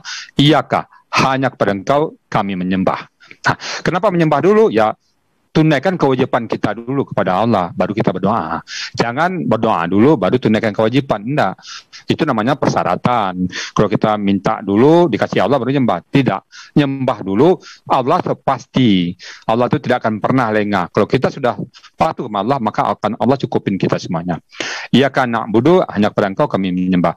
Wa iyaka, hanya kepada Engkau, dan hanya kepada Engkau, nasta'inu. Artinya, nasta'inu, kalau di situ bentuknya present future tense, kemudian pelakunya nahnu, kemudian nahnu, akar katanya ana itu artinya menolong. Kalau istana minta tolong, ista itu artinya minta, ana tolong. Jadi istana minta tolong. Nah, bentuk present continuous tense-nya adalah nasta'inu. Kami akan minta tolong kapan? Dari sekarang sampai kami mati. Hanya kepada Engkau kami minta tolong. Jadi dalam kehidupan sehari-hari kita minta tolong sama Allah. Ya Allah, taruh pagi di rumah, sakit, ya Allah, sembuhkan aku, ya Allah. Baru kita berusaha ke dokter. Pada saat kita ke dokter, kita yakin yang menyembuhkan Allah, bukan dokternya. Ke dokter hanya ikhtiar. Allah nyuruh kita ikhtiar. Kita mencari rezeki, ikhtiar. Tetapi rezeki datang dari Allah. Wa mimma razaqnahum yunfikun. Allah memberikan semuanya. Jadi, pada saat iyyaka na'budu wa iyyaka nasta'in, bulat akidah kita di situ. Kita tidak akan pernah terganggu oleh yang lain. Kalau orang memberikan sesuatu kepada kita, ini datang dari Allah. Kepada orang kita berterima kasih, kepada Allah kita bersyukur. Lalu Allah jawab, la in syakartum la azidannakum wa la in kafartum inna azabi lasyadid. Jika kau bersyukur, aku tambah, kata Allah. Ada nggak orang yang seperti di dunia ini? Dikasih kita duit oleh seseorang, makasih ya Pak, tambah lagi. Kasih 1 juta. Pak Toha ngasih saya 1 juta. Makasih ya Pak Toha, kasih lagi 1 juta. Makasih ya Pak, kasih lagi. Ada nggak orang seperti itu di dunia? Setiap kita terima kasih kepada dia tambah duitnya. Ada nggak? Kagak ada. Kalau ada seperti itu, saya terima kasih terus ke orang itu. Kasih Pak Herman, makasih ya Pak, kasih lagi 500.000. Kasih 500.000, makasih ya Pak Herman, kasih lagi. Nggak ada manusia seperti itu. Adanya Allah. La in syakartum la azidannakum wa la in kafartum inna azabil syadid. Jika kau bersyukur, aku tambah, kata Allah. Alhamdulillah ya Allah, aku sehat. Besok makin sehat. Alhamdulillah aku sehat ya Allah. Besok mungkin sehat. Alhamdulillah ya Allah, mataku masih bisa melihat. Alhamdulillah, Allah kasih lagi. Alhamdulillah ya Allah, aku masih bisa melihat, menikmati dunia. Alhamdulillah, ayo bertambah ilmuku ya Allah. Ya Allah, alhamdulillah aku paham Al-Quran ya Allah. Allah tambah lagi besok. Saya paling besar syukur saya apabila saya memahami Quran 1 huruf aja. Bagi saya lebih berharga daripada bumi dan sisinya. Saya tahu arti alhamdulillahirabbil alamin. Bagi saya itu lebih penting daripada dunia dan sisinya. Bahkan 1 alif pun saya paham artinya itu lebih penting daripada gunung emas. Bagi saya Al-Quran itu lebih segala-galanya. Kalau dengan Quran tidak ada kata capek, dengan Quran tidak ada kata lelah, dengan Quran tidak ada kata bosan, dengan Quran tidak ada kata malas-malasan. Begitu ada tawaran di SDN tentang Quran, yes, tidak ada persyaratan apa-apa. Harus begini, harus begitu, nggak boleh. Quran itu tidak ada persyaratan. Itu Bang Yuda dari saya. Ya kana budu wa ya kana nasta'in. Oke, itu dia jawaban yang diberikan sama Ustadz Rizal sudah sangat bagus. Semoga netizen yang bertanya terpuaskan ya. Dan ada lagi dari teman-teman di live chat itu mempertanyakan, Ustadz, seandainya Ar-Rahman ini diletakkan di akhir kata, jadi Bismi misalkan, Bismi Rohim atau bagaimana gitu. Jadi kan Ar-Rahim dulu, baru Ar-Rahman. Apakah makna dan bentuknya itu akan berubah? Atau tatanan kehidupan kita itu jadi agak-agak berubah gitu. Misalkan nih, dengan nama Allah yang Maha Penyayang dan Maha Pengasih gitu Ustadz. Nah, misalkan begitu. Ar-Rahim dulu baru Ar-Rahman. Apakah akan berubah metodenya? Oke. Kalau ayat dituju, nggak bisa Pak. Ayat itu sudah paten. Nggak bisa kita mengaji Bismillahirrahmanirrahim, nggak bisa. Tetap Bismillahirrahmanirrahim. Tetapi kalau berdoa, ya silakan. Ya Ar-Rahim, Ya Rahim, Ya Rahim, Ya Rahman, berdoa ya. Itu mungkin bisa tidak masalah. Tapi kalau membaca Quran, dikaitkan dengan Quran nggak bisa. Itu sudah tek. Kenapa begitu? Dari sononya. Sama aja saya merubah. Kalau merubah nanti, kalau boleh merubah Quran nanti. Justru di situ letak keutamaan Quran. Tidak pernah ada orang berani merubah. Itu sudah dari Allah ya. Jadi apakah perubahan ketatanan? Ya bisa jadi ada. Misalnya cerita Nabi Ismail, nama Nabi Ibrahim, Ismail, Isa. Itu nggak boleh dirubah. Ibrahim, lalu ditarik Isa ke depan, baru Ismail ke belakang, nggak boleh. Jadi urutannya sudah dari sononya, dan itu sudah hak paten dan tidak bisa dirubah-rubah lagi. Satu huruf pun nggak bisa dirubah. Saya pernah mensimulasikan ganti ya dengan ta aja berantakan dia. Misalnya surat Al-Kafirun, Qul ya ayyuhal kafirun la a'budu ma ta'budun, Qul ya ayyuhal kafirun la a'budu ma ya'budun, udah berantakan semua itu. Ke bawah itu nggak laku lagi ayat itu. Nah, kalau situ bisa saya terangkan. Tapi kalau ini karena dia apa nggak bisa. Tapi yang jelas tidak bisa dirubah-rubah yang namanya ayat. Itu satu. Yang kedua, kalau berdoa ya please lah. Kan sifat Allah 99. Ya Ar-Rahman Rahimin, Ya Malik, Ya Kudus. Nah, kita pengennya Ya Kudus, Ya Ar-Rahman Rahimin, ya tidak masalah menurut saya. Doa. Tapi adabnya tetap urutan sesuai dengan urutan-urutan yang ada dalam berdoa ya. Nah, itu dari saya, Bang Yuda. Iya, itu bagus juga itu pertanyaan dan jawaban dari Ustadz Rizal itu. Dan yang teman-teman yang memberikan pertanyaan barusan, semoga juga terpuaskan atas jawaban dari Ustadz Rizal. Mungkin masih ada lagi yang ingin bertanya. Mungkin Riko Ferdi ingin bertanya. Kali ini Riko Ferdi kalau ingin bertanya sesuai dengan tema malam ini ya, Riko Ferdi ya. Silakan Riko Ferdi. Ada yang ingin ditanyakan? Assalamualaikum. Waalaikumsalam warahmatullahi wabarakatuh, Bang Riko. Aku cuma mau nanya aja, karena aku ini pernah menjadi seorang Kristen dan kembali ke Islam, terus aku selalu dipengaruhi gitu loh dengan hal ini. Nah, memang ada sih di Bible itu jalan yang lurus itu adalah itu gitu. Dan di sini mereka mempengaruhi aku. Kamu perhatikan ayat itu, kata dia. Masih minta tunjukin. Aku bilang tuh, loh kenapa kamu bahas sama aku? Aku gak akan ngikutin cara kamu. Aku udah punya pegangan sendiri. Nah itu dikecoh-kecoh sama dia, tapi aku udah tahu gitu. Itu dibagi. Oke, sepertinya itu dalam Yohanes 14 ayat 6 ini ya. Akulah jalan kebenaran dan hidup gitu ya. Yang lurus. Akulah jalan kebenaran dan hidup yang mana ya? Oh mungkin gini Ustadz, bisa nggak apa-apa lah untuk Bang Riko ya. Bisa siap. Oke. Jadi dalam Al-Quran ada kata-kata Al-Lazi. Al-Lazi itu kata penghubung ya, yang tidak bisa dipisahkan ayat sebelumnya dengan ayat setelahnya. Misalnya contoh, fawailul lil musallin. Nah, celakalah orang salat. Tapi belakangnya ada allazina hum an salatihim sahun. Ayat kata allazi itu satu kata, tidak boleh dipisah-pisah. Nah, di sini ada kata-kata siratal lazina, allazina. Jadi allazina itu ada bagian dari ihdinas siratal mustaqim. Jadi ihdinas siratal mustaqim, siratal lazina. Nah, jadi tunjuk ke jalan lurus, jalan orang yang kau berikan nikmat. Jadi kita sudah ada jawabannya langsung. Di ayat itu adalah jawabannya langsung. Nah, di surat banyak ya, jadi jawabannya surat lagi, di surat Yasin juga ada jawabannya. Hadza siratal mustaqim. Ada jawabannya semuanya. Jadi jawabannya juga dari Quran. Nggak bisa Al-Quran bicara dari jawabannya. Misalnya kayak gini, Bang Riko. Saya coba tanggalkan dulu ini. Saya pakai logika. Anak saya tanya sama saya, Abi, di mana baju saya, Bi? Yang jawab tetangga saya, baju kamu di rumah saya, katanya. Boleh nggak gitu? Anak saya nanya ke saya, Abi, baju Dede mana? Kayak baju anak kecil ini. Ya, baju dia udah janjikan beli baju baru saya beli semalam. Baju Dede yang beli kemarin mana? Kata anak saya ke saya. Tetangga saya kedengaran ngomong itu, dia bilang, Dek, baju kamu sama saya di sini. Boleh nggak itu? Kan nggak ada hubungannya. Anak saya janji sama saya yang jawabnya, Dek, baju yang Abi beli kemarin itu tempatnya gitu. Yang jawab saya, bukan tetangga. Jadi kalau di sini ihdinas siratal mustaqim, yang kita minta tunjuk jalan lurus, yang jawabnya Quran, nggak boleh jawabkan yang lain. Nah di surat, jadi kita tidak bahas. Banyak sekali ayat yang jawabannya haza siratal mustaqim di Quran. Di surat Yasin ada itu banyak. Ya. Nah, jadi Bang Riko, mungkin nanti Bang Riko, ini kan live ya. Nanti Bang Riko saya berikan waktu khusus nanti pertanyaan-pertanyaan itu. Jadi acara bebas kita nanti ya Bang Riko ya. Ajak aku, undang aku. Oke. Nah, sedikit nambahin aja Ustadz untuk Bang Riko. Soal itu mungkin Bang Riko tidak usah gusar karena banyak sekali ayat yang seperti dikatakan Ustadz Rizal. Contohnya itu ada di Az-Zukhruf ayat 6 ya. Sama Ali Imran ayat 50. Banyak.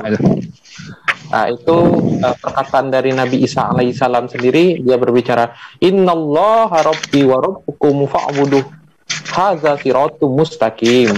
Sungguh Allah dialah Tuhanku dan Tuhanmu, maka sembahlah Dia.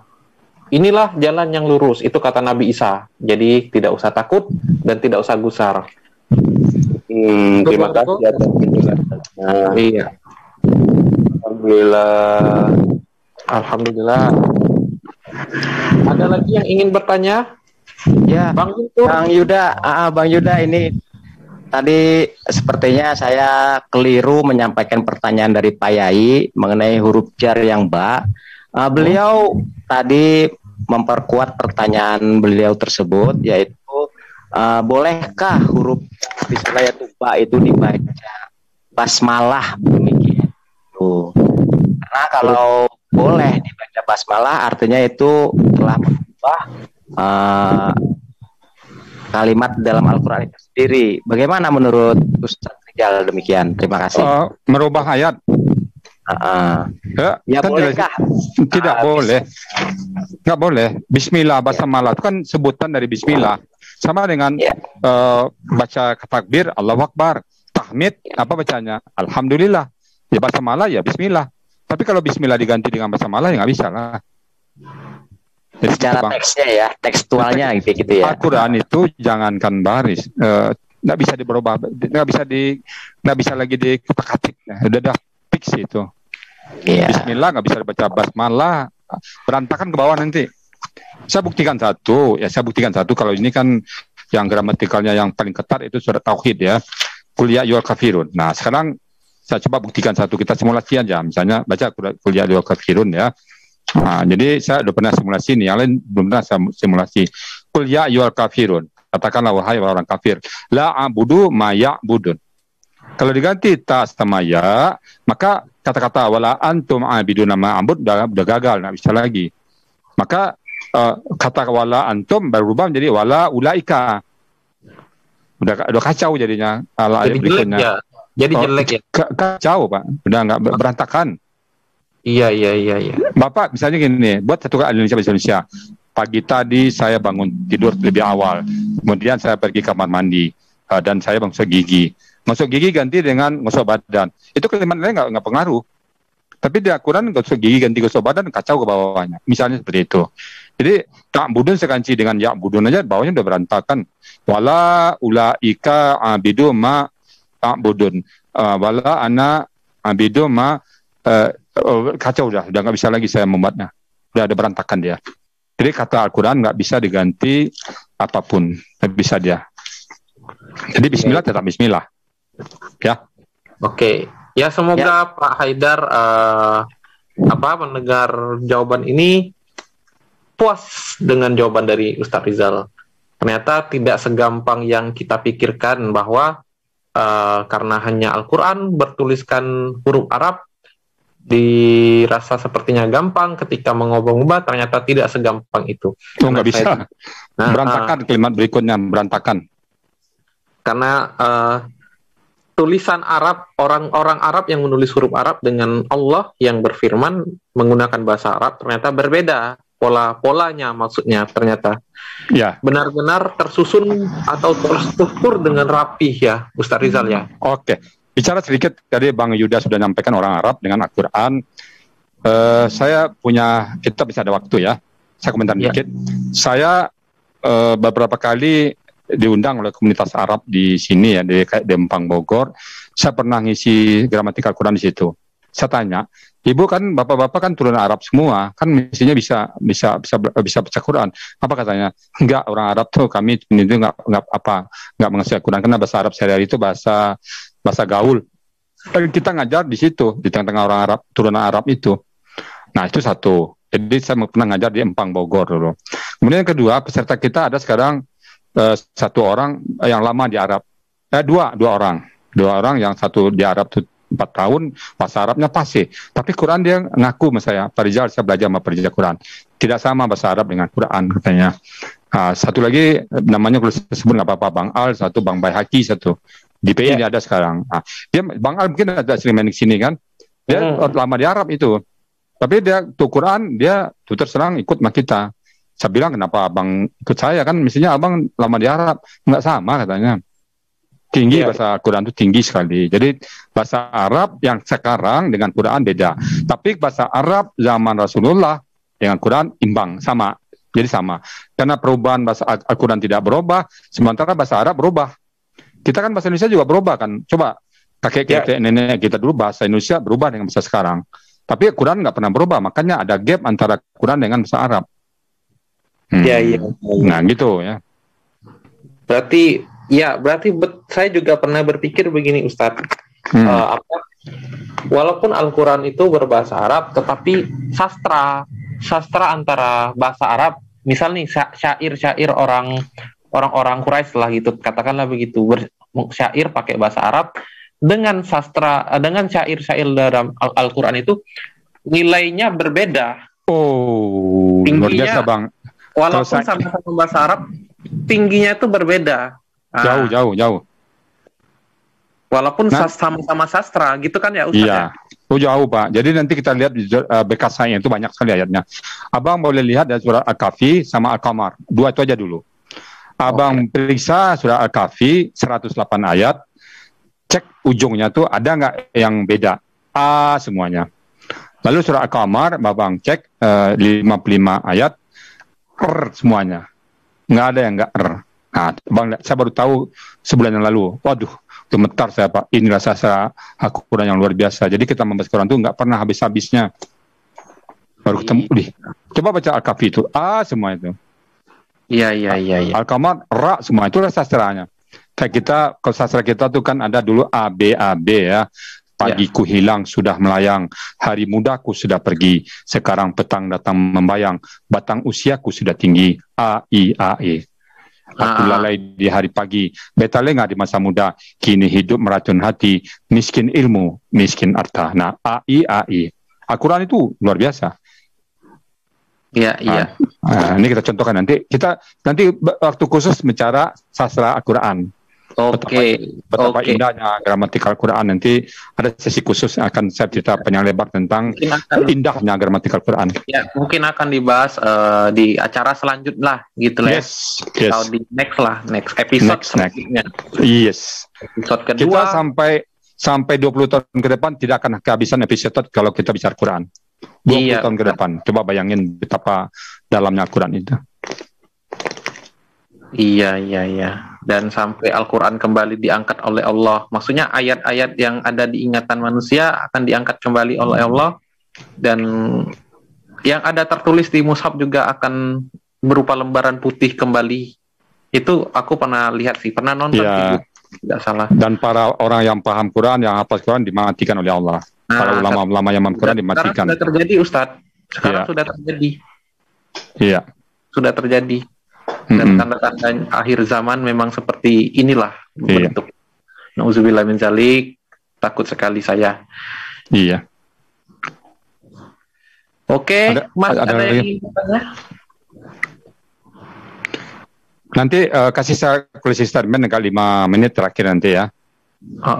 Jadi memperkenalkan metode kita kepada para netizen yang ada di ISDN itu ya. Ya, ini ada satu pertanyaan lagi dari live chat dari Ustazah Jamalia Nasuri.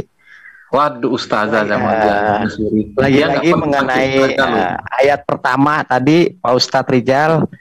Kenapa nggak dibaca ba begitu. Kenapa harus dibaca bi gitu? Saya gimana Pak Ustadz Rijal? Silakan. Mungkin saya jawaban standar aja Bang. Kenapa saya nggak nama Bang Gantar gitu loh? Ya karena itu bukan nama saya. Ya Bismillah itu memang sudah dari sononya begitu. Bismillah, bi itu huruf. Akibat bi ismun menjadi ismi. Jadi itu apa ya namanya itu? Ya memang gramatikalnya begitu. Bi nggak bisa baca ba. Pak Rizal dibaca Rizul, marah saya. Lalu mengganti a mau ya. Saya pada saat Pak Rizul, ya saya nggak noleh. Pak Rizal baru noleh saya. Sama juga begitu. Bismillah ya Al-Quran. Tapi Basmillah nggak Quran lagi. Lalu perbedaannya apa itu, Pak Ustadz Rijal? Bi dengan saya nggak tahu. Kalau bismi saya tahu artinya, tapi kalau basmi nggak tahu saya artinya. Basmi mungkin membasmi kali ya. Basmillah.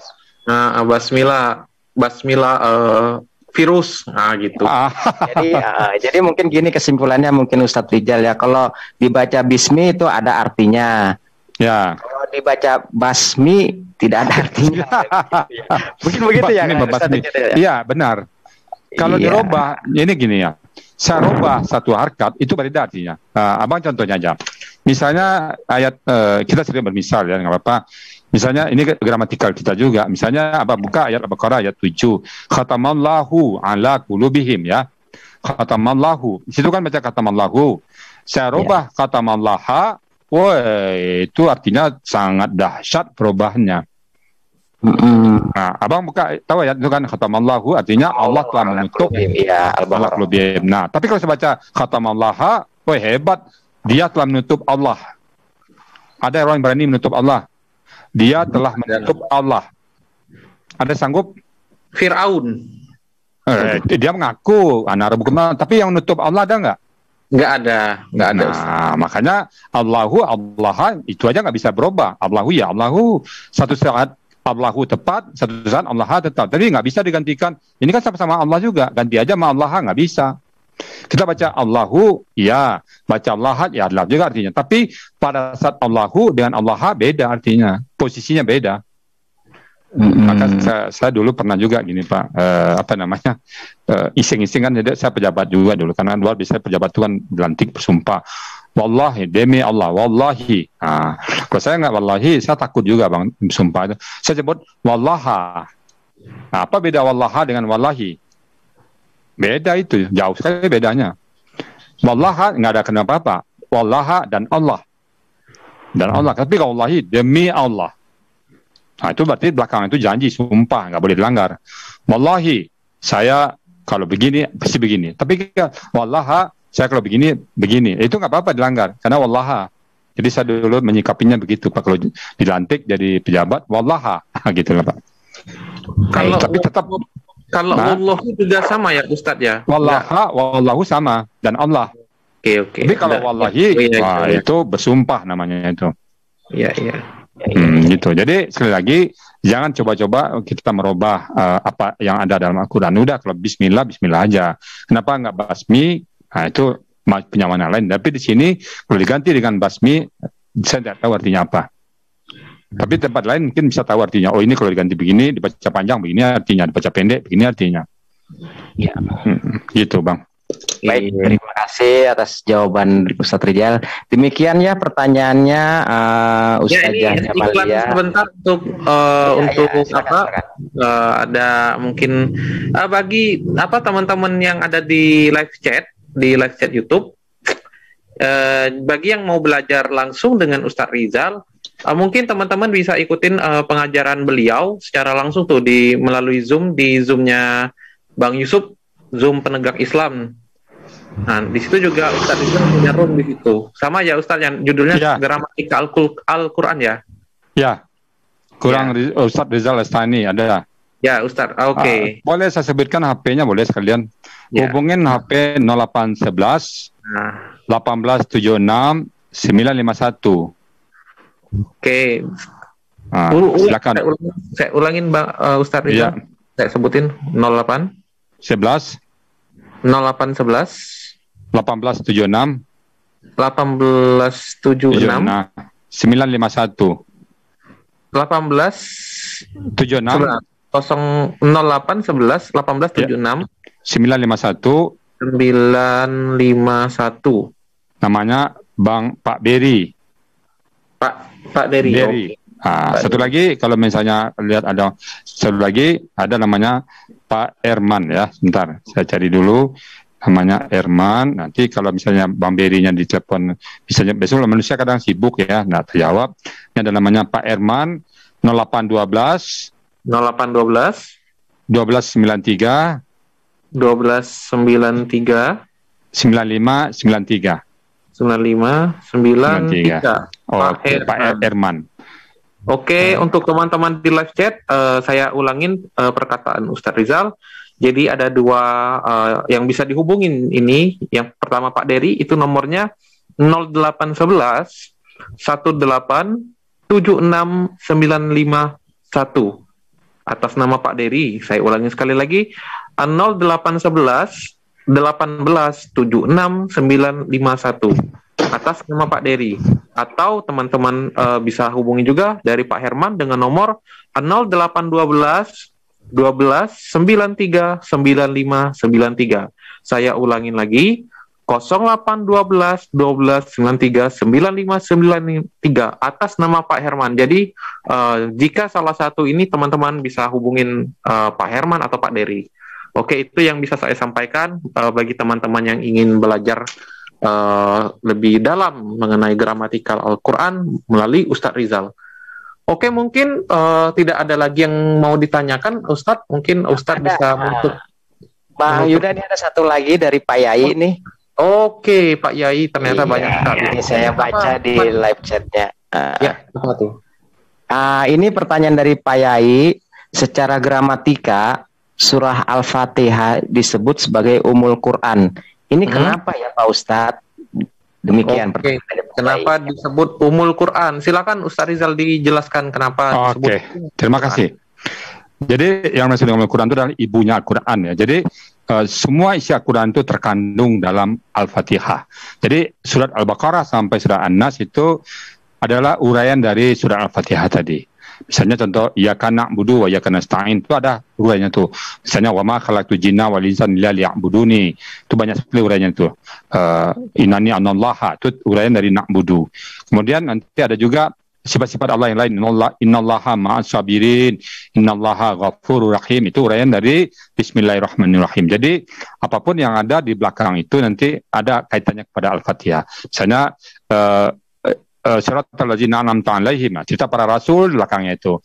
Ada cerita rasul Nabi Adam sampai Nabi Muhammad, cerita Ashabul Kahfi, cerita Luqmanul Hakim, cerita orang-orang yang apa itu antara seperti contoh istrinya si Firaun. Nah, ghairil maghdubi ada cerita tentang orang Yahudi, bagaimana Allah murka kepada orang-orang yang dilaknat oleh Allah itu, kaum Ad, kaum Samud dan segala macamnya. Jadi cerita ke Al-Baqarah sampai ke belakang itu ada kaitannya dengan Al-Fatihah semuanya. Maka dinamakan dia surat Ummul Kitab. Nah, gitu ya Pak ya. Oke, itu dia jawaban dari Ustadz Rizal. Mungkin masih ada yang ingin ditanyakan atau sudah tidak ada? Jika sudah tidak ada, mungkin Ustadz Rizal bisa memberikan closingnya. Ya, oke. Iya. Silakan Ustadz Rizal ditutup aja. Kayaknya nggak perlu timer ya, nggak perlu waktu. Silakan sebebas-bebasnya aja. Oke. Saya sambil memperkenalkan teori saya materi ini ya. Baik teman-teman yang sangat saya cintai, para pencinta Quran sekalian, orang yang sedang berinteraksi dengan Quran adalah keluarganya Allah. Nah, pernah Nabi ditanya oleh Allah, ya Rasulullah, bukan Nabi yang ngomong, tahukah kalian siapa keluarga Allah di muka bumi? Sahabat bertanya, ya engkau Allah dan Rasul yang tahu. Sahabat itu punya etika. Mereka walaupun tahu, mereka tidak akan pernah menjawab langsung sebelum dari Rasulullah. Yaitu keluarga Allah adalah orang-orang yang mencintai Quran. Orang yang hari-harinya sibuk dengan Quran. Itulah keluarganya Allah. Nah, bapak-bapak, teman-teman semuanya, mau nggak disebut keluarganya? Nggak usah jauh-jauh lah. Keluarga Pak Lurah. Oh, senang kita. Atau keluarga Bupati. Bupati mengakui kita sebagai keluarganya. Bupati Jawa Barat atau Bupati apa di sini kalau saya di Depok nih Kabupaten Bogor. Oh, senang siapa? Atau Gubernur Jawa Barat ngakui sebagai keluarganya, senang kita. Nah, Allah mengakui kita sebagai keluarganya apabila kita sibuk dengan Quran. Jadi kalau Quran itu Pak, saya pernah baca seluruh hadis, banyak kali hadisnya. Yang paling saya tertarik hadis itu, yang artinya saya bacakan artinya, orang yang sibuk belajar Quran, orang yang sibuk membahas Quran, dan tidak sempat meminta kepada Allah, tidak sempat berdoa lagi. Begitu Assalamualaikum warahmatullahi wabarakatuh, Assalamualaikum warahmatullahi wabarakatuh, loncat lagi. Tadi ya kena budu, ya kena sen, apa sih artinya ya? Pengen tahu dia.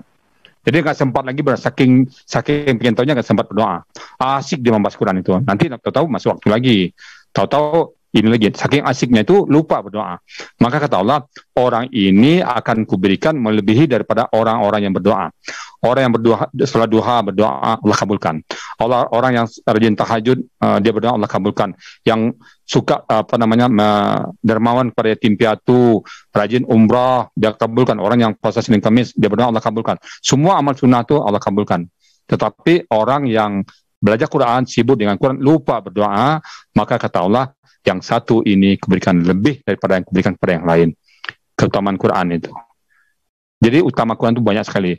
Saya mengatakan Al-Quran itu jalan tol menuju Allah. Kalau kita selama ini kita lalai mempercepat dekat kita sama Allah, Quran. Tidak ada lagi bandingannya belajar Quran dengan apapun yang ada di muka bumi ini. Maka Allah katakan, khairukum man ta'allama al-Quran wa 'allamahu. Sebaik-baik kalian adalah orang yang belajar Quran dan mengajarkannya. Dan yang paling penting juga, penting semuanya, Iqra'ul Quran.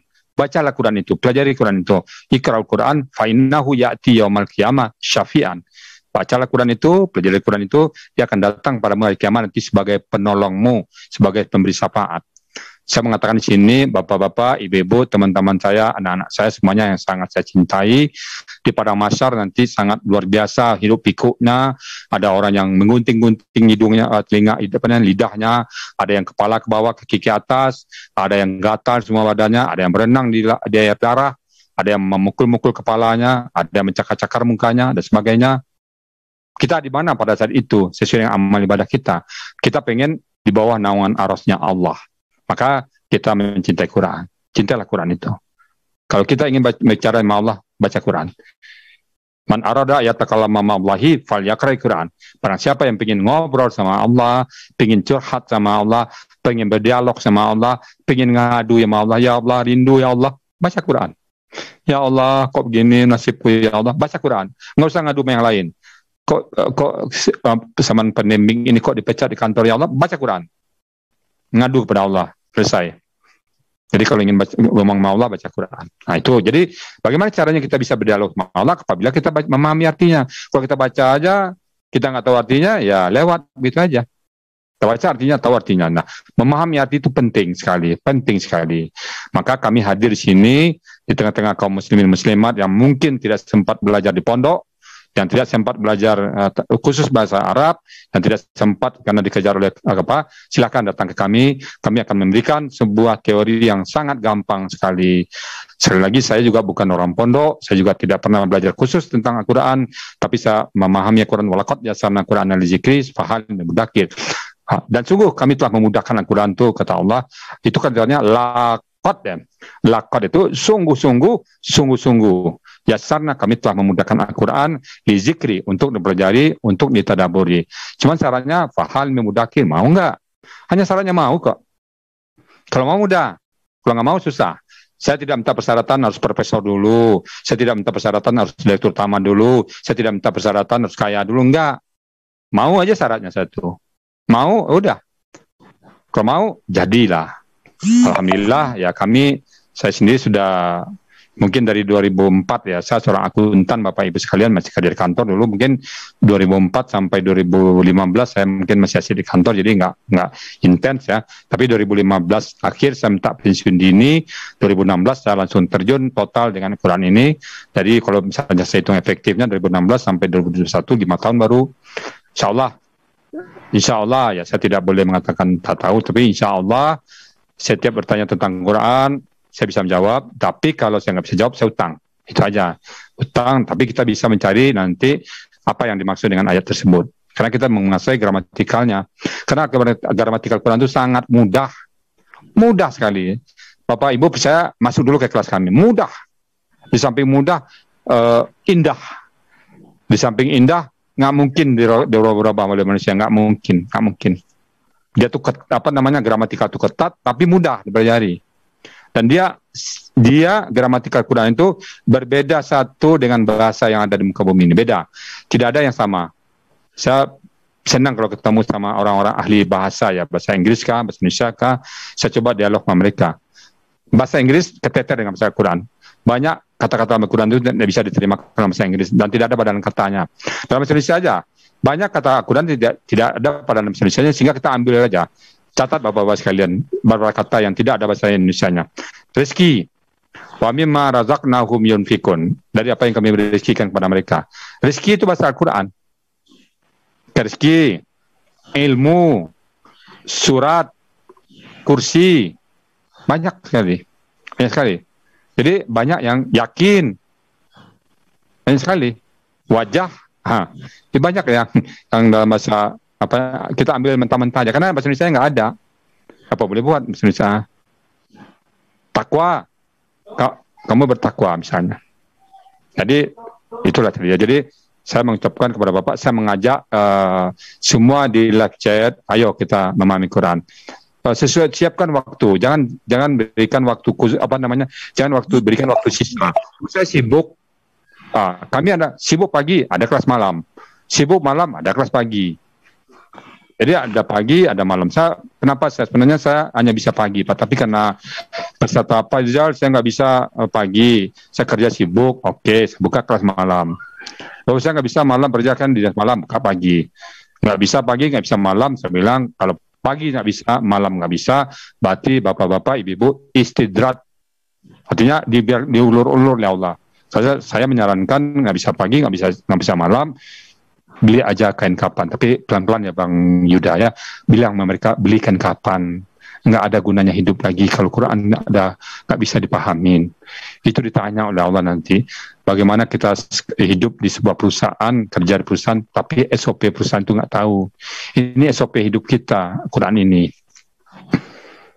Nah, jadi sekali lagi Bapak-Bapak, Ibu-Ibu, teman-teman semuanya, ayo mari kita belajar tema Quran dengan metode Al-Sani, dan kami akan senang hati datang, Bapak-Bapak, Ibu-Ibu datang semuanya, dan gratis,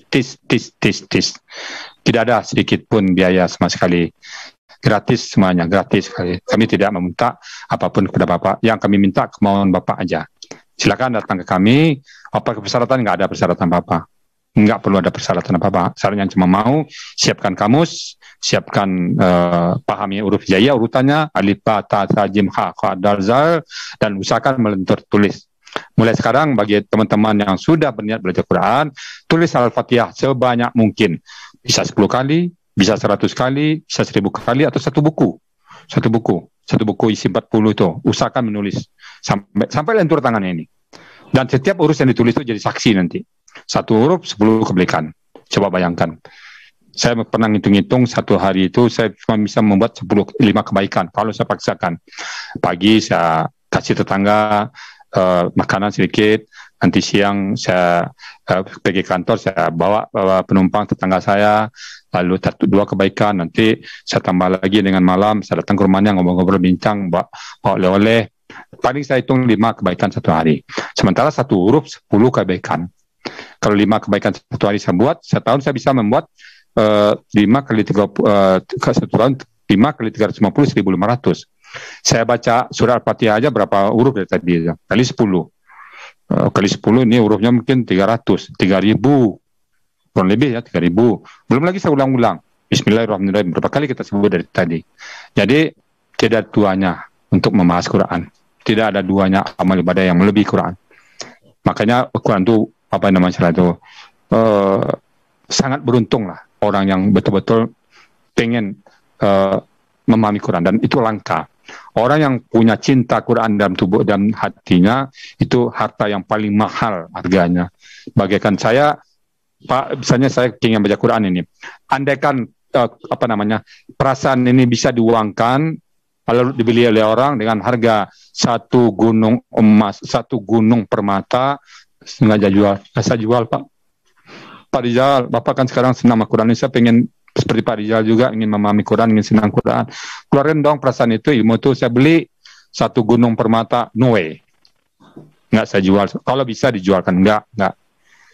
5 gunung emas, enggak. Semua dunia, kagak. Jadi gimana? Ya nggak saya jual. Tapi saya ajarkan, ayo mari. Nggak saya jual, mahal harganya Pak. Jadi bapak-bapak yang tertarik dengan Al-Quran, jangan sampai hilang rasa ketertarikan itu. Pelihara itu bagaikan bara api, kalau bapak biarkan padam dia. Kipas terus. Usahakan belajar Quran tiap hari. Dari detik ke detik kita belajar Quran. Saya bangun pagi, alhamdulillah, ingat Quran Pak. Pergi ke masjid, pulang masjid, Quran lagi ingat.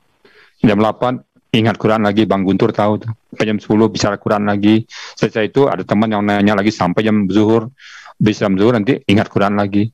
Jam 3:30 ketemu lagi maisten bicara Quran lagi. Nanti jam 7:30 bicara Quran lagi. Tidur, bangun tidur Quran lagi. Quran. Jadi sekali hidup kita ini Quran. Oh Bapak tentu ya udah pensiun. Nah kapan lagi mau belajar kalau udah pensiun? Bapak saya ajar orang muda. Pak, hari kita belajar Quran. Sibuk katanya. Oh jadi kapan? Udah pensiun nanti. Begitu pensiun, Pak, ayo belajar Quran Pak. Otak udah lemot katanya. Otak udah lemot. Cucu ganggu. Nah, jadi kapan mau belajar Quran? Kalau diperturutkan dunia ini, Bapak tidak akan pernah punya waktu untuk belajar Quran. Jadi gimana? Siapkan waktu untuk itu. Prioritaskan dia. Jangan dibuat seperti kegiatan sekarang disesuaikan. Sesuaikan. Chatting-chatting Bapak, misalnya WA-WAan 2 jam, kurangin. Jadi setengah jam. Revisi jadwal kita. Bapak akan punya waktu untuk belajar Quran nanti. Jadi silakan datang ke menteri kami, ke ZOMPI. Bisa melalui telepon yang sudah, HP yang sudah diumumkan Bang Yuda tadi bisa.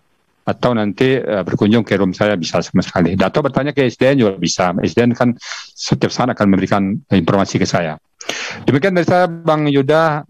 Selamat kenal dulu kepada netizen yang ada di live chat Abang. Dan silakan subscribe channel saya Rizal Al-Hasani. Di sana akan saya posting gramatikal Quran yang saya sedang buat. Demikian dari saya Bang Yuda, saya silakan kembali Bang Yuda. Dan terakhir dari saya, kalau ada kata-kata yang salah, saya mohon dibukakan pintu maaf yang sebesar-besarnya. Maklumlah manusia ya, tidak ada yang sempurna manusia ini. Kalau ada yang menyinggung perasaan netizen, saya mohon dibukakan pintu maaf sebesar-besarnya. Dan mudah-mudahan kerjasama kita ini tidak akan pernah berakhir selain kita dipanggil oleh Allah Subhanahu Wa Taala. Saya ingin tetap bersama Quran. Bila taufiq hidayah. Assalamualaikum warahmatullahi wabarakatuh. Waalaikumsalam warahmatullahi wabarakatuh. Terima kasih untuk Ustaz Rizal yang telah menjadi narasumber di ISDN dengan gramatika Al-Quran. Tema yang dibahas ada Al-Fatihah dari awal penjabaran sampai akhir penjabaran. Itu sangat bagus sekali dan insya Allah baik Ustaz Rizal maupun kita-kita yang menjadi pendengar itu sama-sama saling memberikan sinergi. Saya mendapatkan wawasan, teman-teman yang mendengar dapat wawasan, Ustaz Rizal yang memberikan ilmunya juga mendapatkan pahala. Jadi amin ya. Saling nggak masuk kalau simbiosis mutualisme. Melebihi itu. Tapi insya Allah sama-sama kita mendapat pahala karena amin. Yang mendengarkan itu yang dapat ilmu itu juga dapat pahala insya Allah. Iya. Semua yang terlibat di acara ini semoga semuanya mendapat pahala dari Allah Subhanahu Wa Taala. Amin ya rabbal alamin. Semoga bukan karena riya melainkan ridho Allah. Amin. Yang kita cari di dunia ini bukan untuk mencari kesombongan atau pamer, melainkan mencari ridhonya Allah Subhanahu Wa Taala. Dan demikianlah acara perdana hari ini, di sore hari ini, dan di tempat saya sudah jam 17:19. Mungkin sebentar lagi, beberapa menit lagi akan memasuki azan maghrib. Jadi demikianlah acara pada sore hari ini, pembahasan dari Ustaz Rizal. Bagi teman-teman yang ingin belajar Al-Quran, silakan hubungi nomor yang saya sebutkan atau saya sebutkan kembali, yaitu 0811 1876 951 atas nama Pak Dery. Kemudian yang selanjutnya ada 0812 1293 9593. Itu adalah Pak Herman. Nah, Jadi teman-teman yang ingin belajar Al-Quran melalui Ustaz Rizal bisa ikut pengajaran beliau secara langsung di Zoom-nya Penegak Islam, Zoom yang berkontribusi juga dengan Pak Rizal dan juga bersinergi sama ISDN Studio, ISDN, sorry. Oke, mungkin itulah yang bisa saya sampaikan pada hari ini.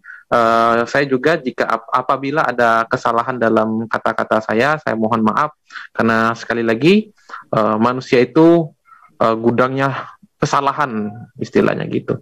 Karena manusia tidak pernah ada yang sempurna hanya milik Allah Subhanahu wa taala. Apabila ada salah saya mohon maaf dan mohon ampun kepada Allah, kesempurnaan hanya milik Allah. Saya pribadi atas nama diri saya Yuda Tawakal mengucapkan subhanaka Allahumma wa bihamdika asyhadu an la ilaha illa anta astaghfiruka wa atubu ilaik. Wabillahi taufik wal hidayah. Assalamualaikum warahmatullahi wabarakatuh.